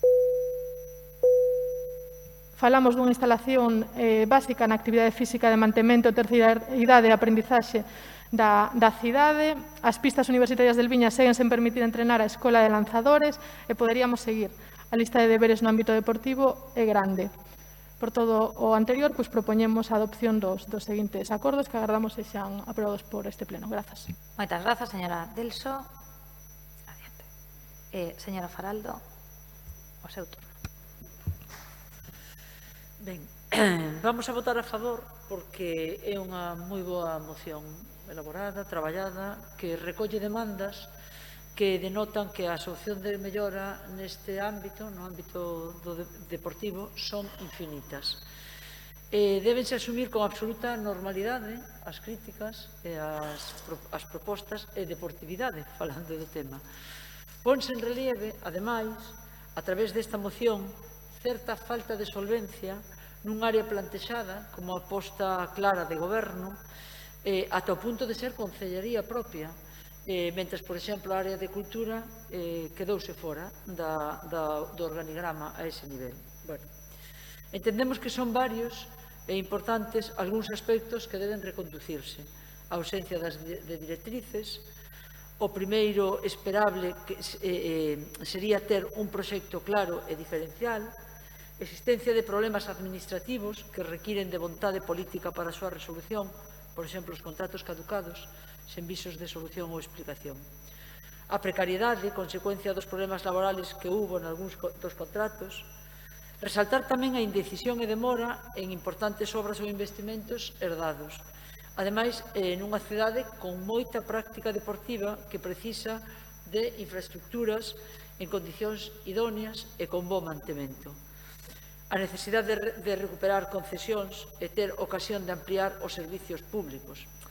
Non podemos deixar de sinalar que, malia a pandemia, e precisamente como modo de superación, teríase que haber feito maiores esforzos no desafortunado de algúns eventos. Destacar, por exemplo, o desleixo na 75 edición do Teresa Herrera. E tampouco podemos deixar de amosar a frustración da que ben falabas pola non continuidade de programas populares e de saúde como o de Coruña en Forma. Bueno, como o noso tono sempre é constructivo, tamén queremos decir en positivo que notase un pequeno xiro de timón que esperemos se sea cada vez máis decidido. En todo caso, exposto, insistir no noso voto a favor da moción. Moitas grazas, señora Faraldo. Polo Bloque Nacionalista Galego.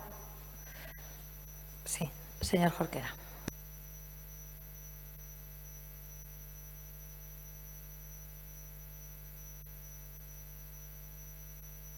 Ahora, vale, gracias, señora alcaldesa. Esta moción presentamos unha emenda na que propoñemos engadir un novo punto relativo a instar o Goberno municipal a supervisar as condicións de prestación do servicio por parte da empresa concesionaria dos servizos complementarios para o funcionamento das instalacións deportivas municipais. Presentamos esta emenda porque estamos de acordo, como di o grupo propoñente, na necesidade de fiscalizar as empresas concesionarias, pero creemos que é necesaria unha referencia explícita a esta concesión, do mesmo xeito que na moción se fai unha referencia explícita á concesionaria de instalación de San Diego e outra ao contrato das escolas deportivas municipais.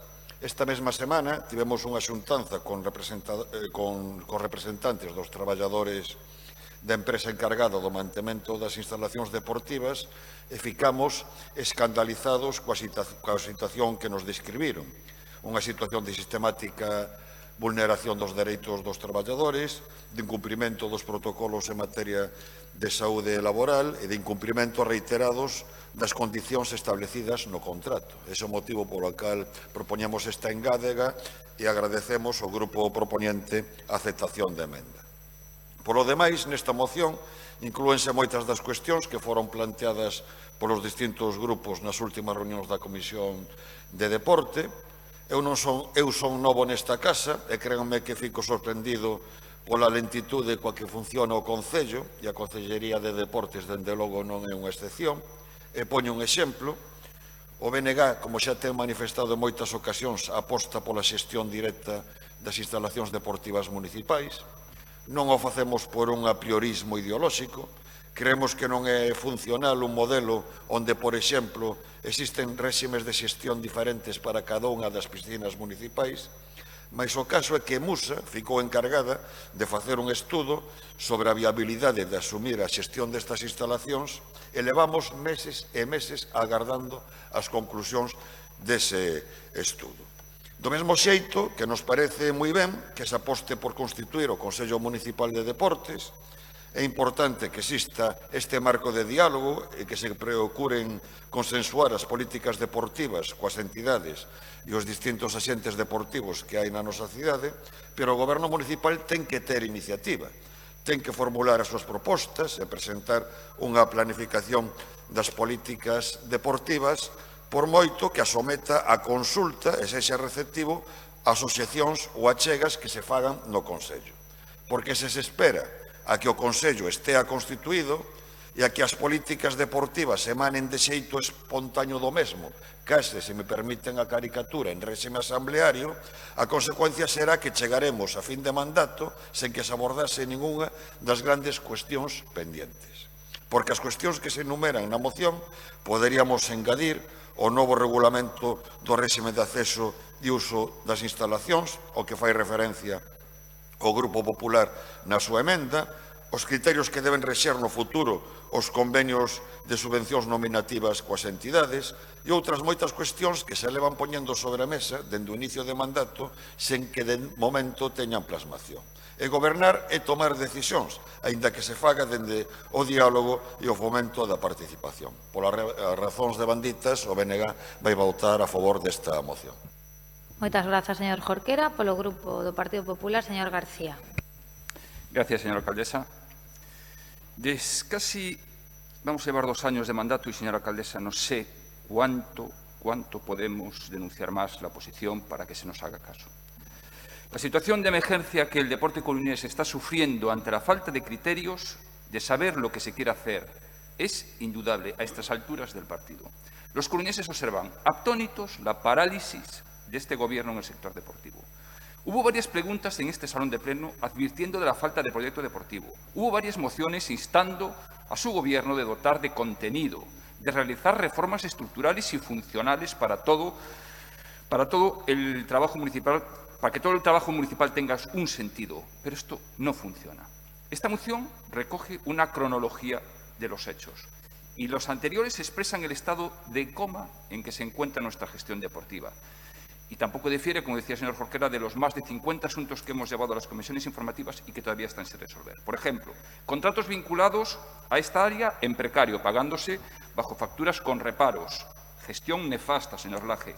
5 contratos todavía sin, después de casi un año, o casi va a hacer 2 años, y sin estar actualizados. Servicios deportivos con deficiencias debido a que estos contratos no se adecúan a la realidad. San Diego, campo de golf, mantenimiento de instalaciones deportivas. Por cierto, como dijeron los compañeros anteriores, los trabajadores de la Conserjería de Instalaciones. 4 denuncias vinculadas al incumplimiento de bolsas de trabajo, incumplimientos de convenios laboral, incumplimiento de prevención de riesgos laborales, irregularidades en la distribución de horas, horas que se cubren sin tener actividades deportivas. Pero ¿qué control tienen ustedes del servicio público? ¿Se acuerda, señor Borrego, la foto que enseñó hace un año? De ese acuerdo que tenía, maravilloso. Mire para aquí. Las escuelas deportivas municipales en precario, sin contrato. Promesas electorales que no se cumplen. Señora Rey, presenta un proyecto deportivo que incluya un plan estratégico. ¿Dónde está? Falta un instrumento claro y conciso para otorgar los convenios o los criterios de objetivos para los convenios municipales. Falta de ejecución del presupuesto, señor Laje. Campos de fútbol de la Torre, Rocódromo, la mejora de medicina municipal todavía no están hechos. No se cumplen los acuerdos tomados en pleno. Señor Borrego anunciando hace un año que se iban a bajar la tasa municipal a las entidades deportivas. ¿Dónde están? Aún no se ha hecho. Es que es terrible, terrible. Señora Martínez, pasó del grupo de Ciudadanos al grupo mixto y ahora al Gobierno. No sé si quiere ser ahora la nueva secretaria general por deporte, lo digo por su última intervención. Se pone de perfil, se parece a su predecesor. Pensé que iba a ser más valiente, de verdad, que iba a afrontar los problemas deportivos de la ciudad, como los defendía cuando estaba en la oposición. Les recuerdo que una de las mociones también la presentó en este sentido y todavía no hemos hecho nada. Yo no voy a entrar en lo que dijo usted, pero ¿usted conoce la ley de bases de régimen local para ayuntamientos de más de 20.000 habitantes? ¿Se la ha leído? Esa es la que tiene que leer. Esa es la que tiene que leer. Y si no, pregunte, por ejemplo, en Arteixo hay un plan rector, y me consta porque yo lo he realizado, ese plan rector. Y ahí habla de inversión, y una inversión del Ayuntamiento de Arteixo de un campo de fútbol de más de 2.800.000 euros, de una piscina municipal de más de 5 millones de euros. Y ustedes enseñando al presidente de la Federación Española de Fútbol las marquesinas que han hecho en los campos de fútbol de San Pedro para que se cubran los padres. Pregunta al señor Laje si el campo de San Lázaro de Noya tiene marquesinas.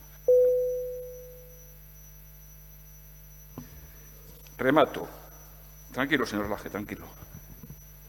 Esto obedece señora Martínez, obedece a una planificación. ¿Sabe cuánto dinero se ha destinado de la concejalía a inversión? Casi no llega al 0,6% del presupuesto.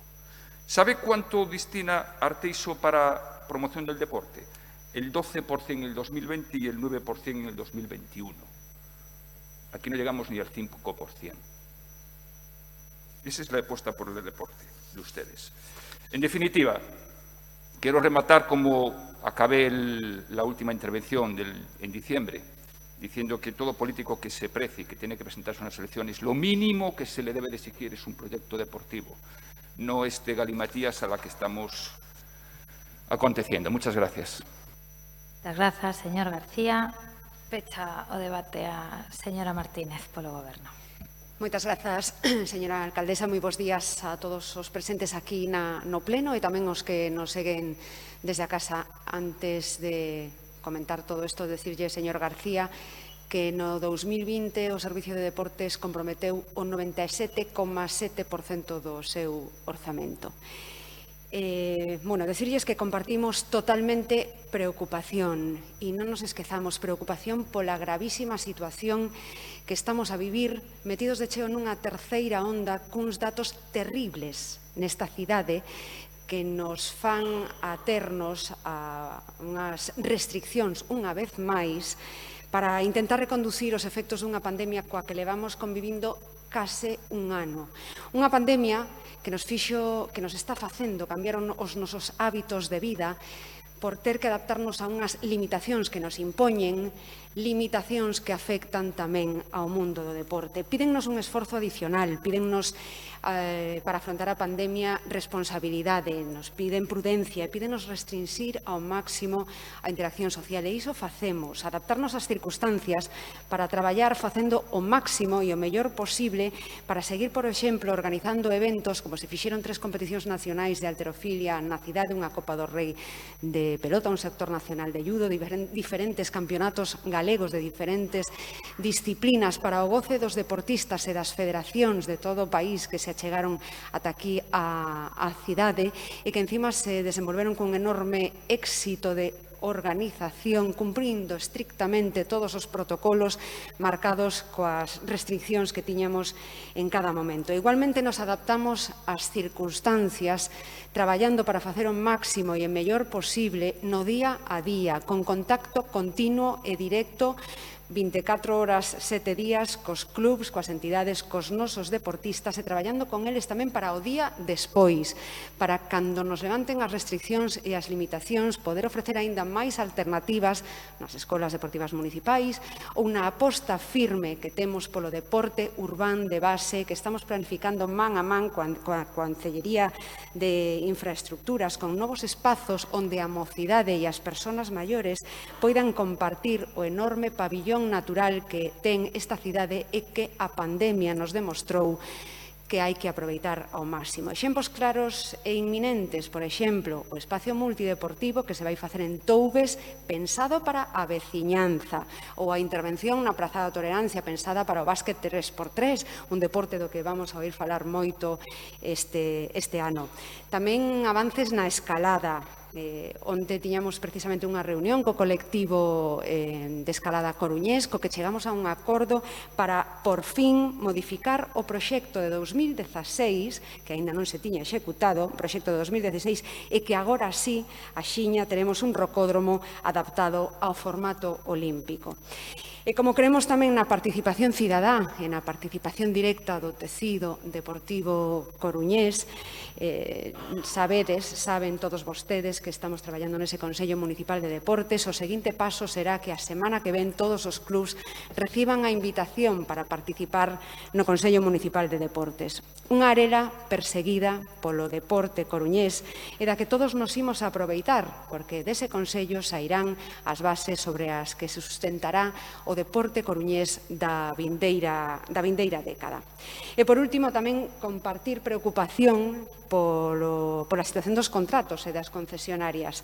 Na nosa labor de diálogo continuo estamos tamén moi atentos de que se cumpran as condicións laborais dos traballadores e tamén da parte contractual das concesionarias, tanto para as empresas que cumpren servicio na actualidade como nos contratos novos que se vayan a implantar. Poden estar seguros de que para non xa unha das prioridades, acontece que unhas veces temos máis colaboración e outras veces menos. E remato pedindo precisamente colaboración. Dicía onte a señora Gallego na mesa de diálogo co comercio e coa hostelería que vostedes querían ser eficaces, leais e propositivos. Eu agradezo enormemente esa actitude tan necesaria nestes tempos nos que necesitamos a colaboración de todos e tamén da administración que ten a competitividade exclusiva en materia deportiva que é a Xunta de Galicia. Só entre todos e colaborando xuntos poderemos sair destes momentos tan duros que tamén afectan ao deporte. Moitas grazas. Moitas grazas, señora Martínez. Aceptada as dúas enmendas do Bloque Nacionalista Galego e a do Partido Popular, se votará a moción coas enmendas incorporadas. Votos a favor da mesma.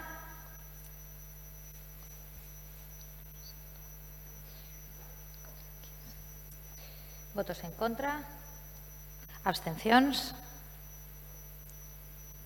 Moitas grazas. Queda aprobada a moción. Terceira e última das mocións da Marea Atlántica sobre os fondos europeos. Señora García. Sí, gracias. Moi bons días a todas as persoas que van seguindo este pleno dende aquí, dende o Pazo Municipal e tamén polo streaming. Segunda ocasión que a Marea Atlántica trae a este pleno a cuestión dos fondos de recuperación da crise da COVID, os fondos europeos que agora mesmo se están poñendo en riba da mesa. E é unha ocasión importante, en plena crise económica derivada da pandemia, pois aquí non se fala dos plans de recuperación de Europa. Non sabemos exactamente a que se está dedicando o Goberno municipal. Dende logo, non a elaborar uns orzamentos, non a elaborar un anexo de convenios, non a elaborar as seguintes medidas do Presco e non a elaborar esas medidas anticrise que consideramos tan necesarias. Xa no seu momento, neste pleno, reivindicamos o rol dos concellos nestes fondos de recuperación da Unión Europea que de maneira histórica poñen unha cantidade inxente de recursos a disposición da recuperación económica. Desgraciadamente, se desoíu esa demanda e os concellos son os grandes esquecidos destes fondos de recuperación, o que non quere dicir que os concellos non teñan que seguir dando a batalla poñendo as súas necesidades en riba da mesa. Entendemos que estamos ante un momento clave, realmente clave para mal, clave en afección sanitaria, clave en derivadas sociais e económicas que está tendo esta pandemia, pero clave tamén no momento de oportunidade. Hai 70.000 millóns agora mesmo de fondos europeos que veñen para o Estado español. Nunca se puxo tanto diñeiro en riba da mesa que ademais se vai sumar ao seguinte período de financiamento e a Unión Europea ten dous obxectivos moi claros. En primeiro lugar, axudar a dinamizar a economía moi afectada pola pandemia e en segundo lugar, levar a cabo esas transformacións necesarias. E cita dúas moi concretas. Unha é a digitalización da economía e da sociedade e outro é a protección do medio ambiente e a loita contra o cambio climático. A oportunidade é evidente, pero os problemas xa se deixan sentir a quilómetros cando pensamos nestes fondos europeos e vou citar algúns deles. En primeiro lugar, a ausencia dos concellos na xestión dos fondos. En segundo lugar, que uns fondos que están aí precisamente para abordar a transición ecolóxica, a economía sostible e a transición cara a un modelo moito máis respetuoso co planeta, resulta que están tendo, en moitos casos, o efecto contrario. E se plantexan proxectos que pretenden ser verdes, pero teñen unha afección ao territorio absolutamente brutal. Me gustaría citar neste caso os proxectos da Xunta de Galicia que teñen que ver co sector forestal, que en realidade están aí para darlle máis saída ao eucalipto e para que se siga eucaliptizando o noso país con unha afección enorme ao territorio, á biodiversidade e aos incendios forestais, que veremos nun par de anos. Tampouco vemos proxectos que tenten plantar cara a esa transición enerxética case forzada e que debe ser xusta. Non vemos proxectos que compensen as comarcas afectadas polo fin do carbón e un deles, por exemplo, podería ben ser a conexión ferroviaria a Langosteira. Tampouco entendemos por que uns fondos que teñen que desembocar nunha economía máis respetuosa co medio ambiente, en realidade conducen a que se diminúan as garantías medioambientais, a que se restrinxa a tramitación, a que se limiten os prazos, a que algúns proxectos incluso estean excepcionados de cumplir determinados procedementos medioambientais. E nos preocupa todo isto porque en realidade é unha perversión do que é o espírito destes fondos de recuperación e de resiliencia. Vou ao grano. Na Coruña hai un montón de proxectos que xa están maduros e que cumplen todas esas premisas, contribuirían a dinamizar a economía e o emprego, contribuirían tamén a favorecer unha economía moito máis sostible e ao mesmo tempo a mellorar a calidade urbana. E cito algúns deles, efectivamente o tren a Langosteira, efectivamente o todas as medidas que se propuxeron dende a Marea Atlántica de mellora enerxética da cidade, operador enerxético municipal, a rehabilitación de vivenda, o mapa das renovables, o aforro e eficiencia, a infraestructura verde, os bosques da Coruña e os plans grandes de rexeneración urbana, entre outros. O que non entendemos é por que non se escoita a Coruña agora mesmo. Por que unha vez máis a Coruña aquí non se lle escoita, por que unha vez máis non pinta nada, por que non estamos como pleno, como corporación, elevando as demandas da cidade nun momento tan importante e tan crítico, por que non se está traballando a nivel metropolitano e por que ten que vir a Marea Atlántica unha vez máis, eu creo que a poñer un tema moi importante en riba da mesa. Moitas gracias. Moitas grazas, señora García. Señora Faraldo.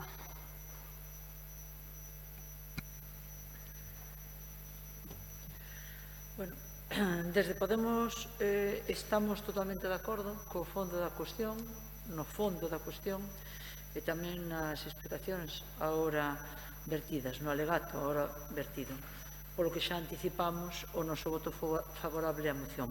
Pero non estamos totalmente de acordo co linguaxe, cas formas que permítanseme, non me parecen oportunamente constructivas.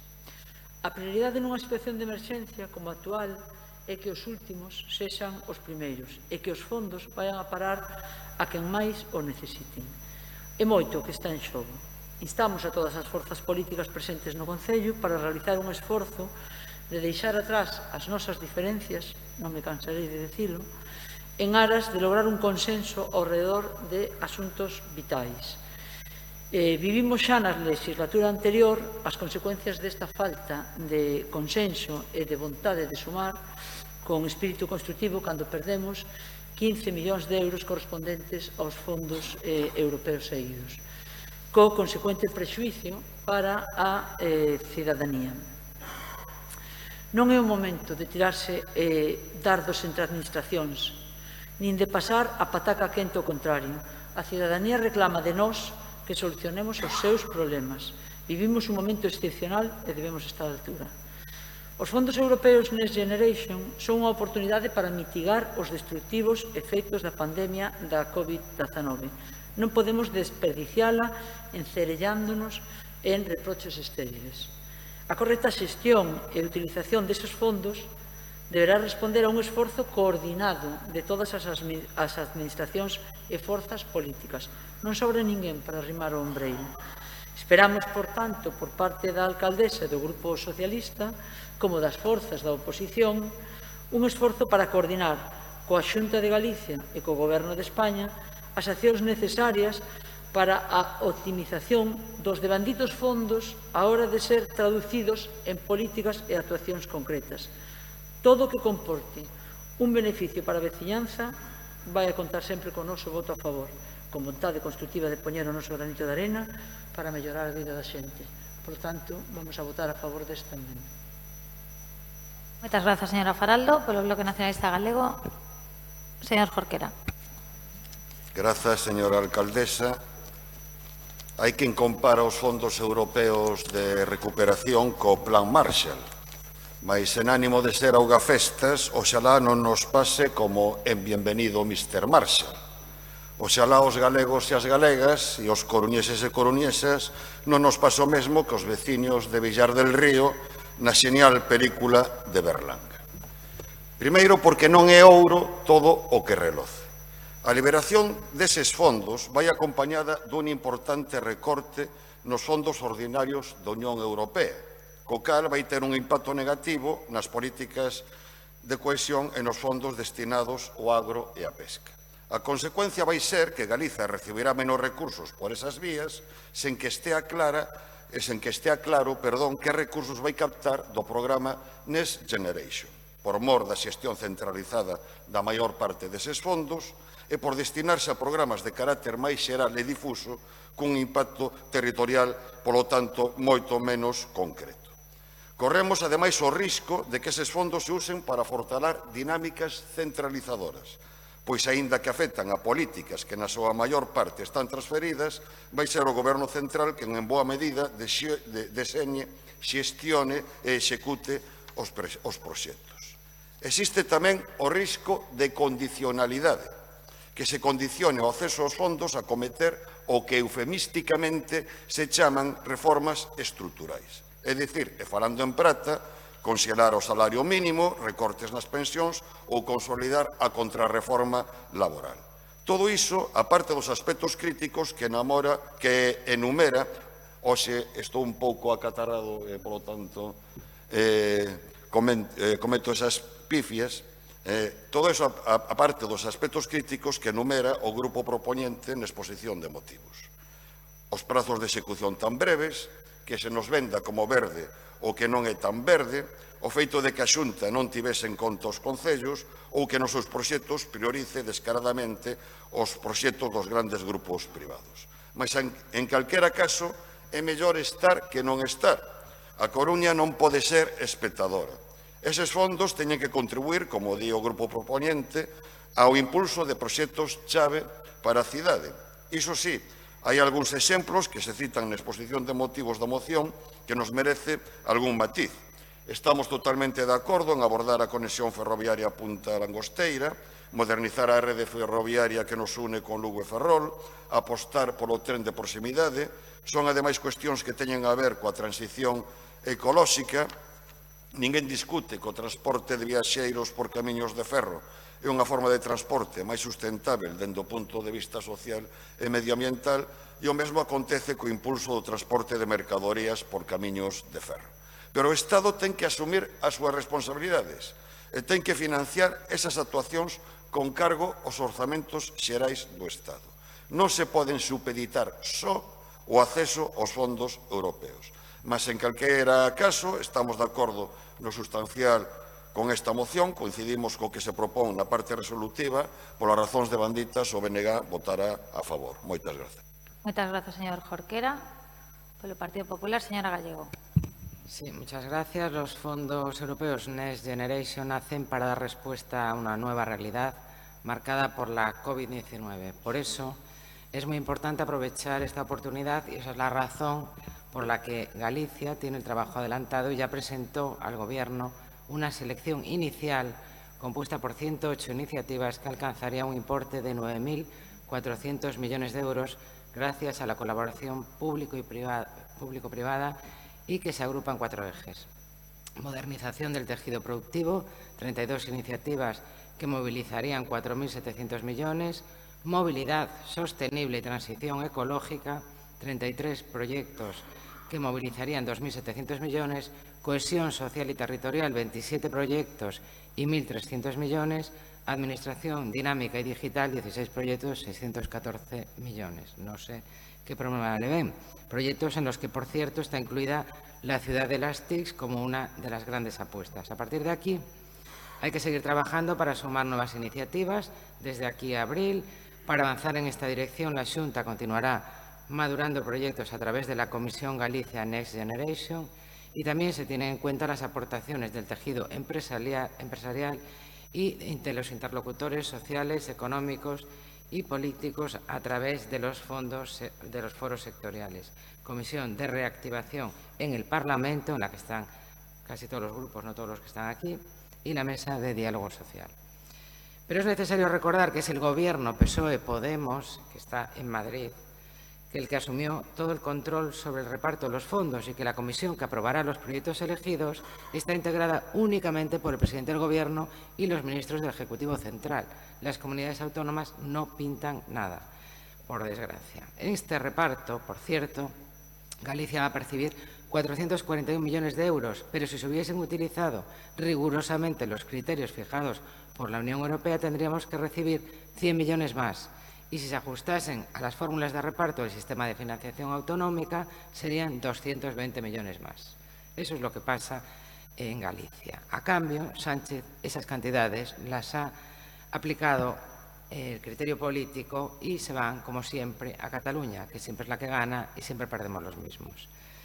Por supuesto que el Gobierno del Estado debería transferir fondos europeos a los ayuntamientos para sus propios proyectos, pero no lo hace y además ha preferido utilizar solo la mitad de los fondos europeos a los que puede optar, 70.000 millones de los 140.000 posibles, perdiendo así una gran oportunidad. El menosprecio del Gobierno del Estado a los ayuntamientos es lamentable, porque además lo hace de forma continuada. No les va a transferir un solo euro de los fondos europeos. Siguen sin recibir un euro de ayudas para luchar contra la COVID, para paliar la caída de ingresos entre un 15 y un 20% como consecuencia de los gastos extraordinarios derivados de la situación, aquellos gastos que se había comprometido concretamente el vicepresidente Iglesias, por ejemplo. La ministra de Hacienda también se comprometió a dotar de un fondo de 3.000 millones de euros en ayudas incondicionadas a los ayuntamientos y provincias.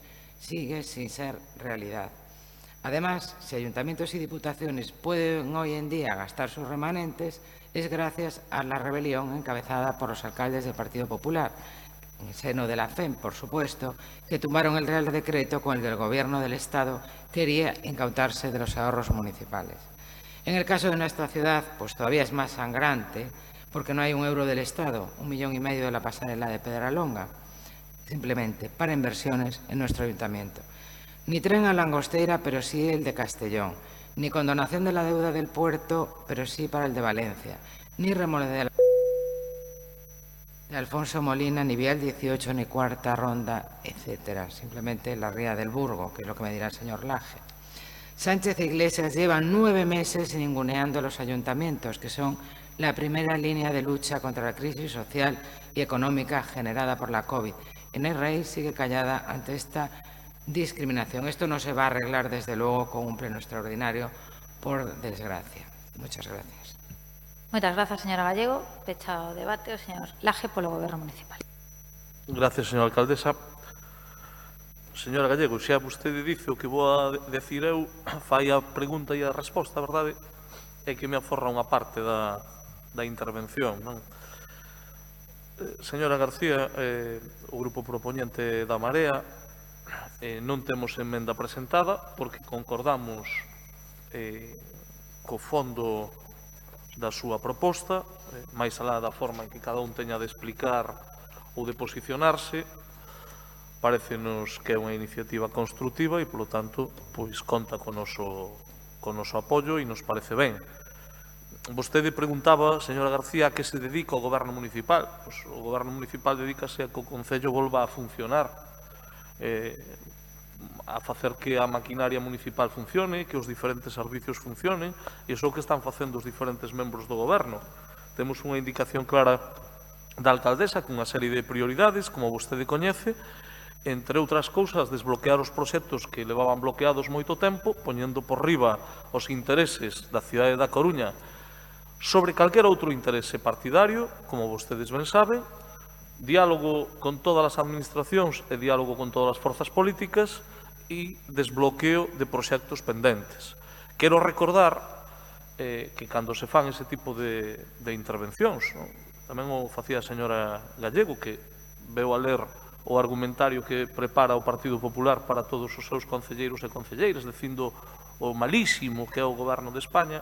Claro, que a verdade deberían de incorporarlle un anexo ao argumentario e poñer as propostas que fai o señor Casado, señora Gallego. Pablo Casado propone destinar parte de los fondos de la Unión Europea contra el COVID a los afectados por Filomena. Dice o señor Casado que hai que comprar palas para a neve para a xente de Madrid. Non sei se ten moito que ver con Next Generation ou se ten algo que ver ca transición ecolóxica. Desde logo, son as propostas que fai o líder do seu partido, co cal, o mellor, en fin, non sei como explicarlo. Está moi ben ese argumentario, pero sabe que vale para pouco. Señora García, O desbloqueo dos proxectos se está facendo desde o primeiro día e creo que non son temas menores. Vostede sabe que no pasado mandato non se deu desbloqueado o proxecto da intermodal. Coa nosa alcaldesa ao frente, desbloquease o proxecto da intermodal. A señora Gallego decía, vai a decir o señor Laje que se licita o dragao da Ría do Burgo. Claro, señora Gallego, vou a decir a verdade, que neste mandato é cando se resolve o que vostedes non resolveron, o que non resolveu o goberno anterior da Marea Atlántica. Non ten que parecerlles mal, porque é un feito constatable. A que se dedica o goberno municipal? Que é unha boa pregunta. Pois fíxese vostede a que se dedica.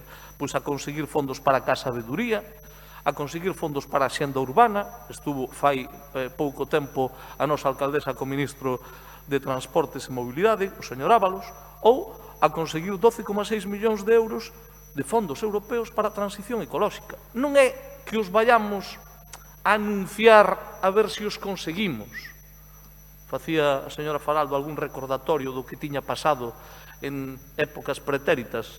Bueno, do que falamos son de feitos. Da pasarela de Pedralonga, pois señora Gallego, gobernaron 4 anos, tiñan goberno Rajoy, goberno Feijóo, goberno Negreira e goberno Deputación. Que me conta? Cales foron as actuacións que desbloquearon? Porque vostedes fixo aí un relatorio bastante extenso.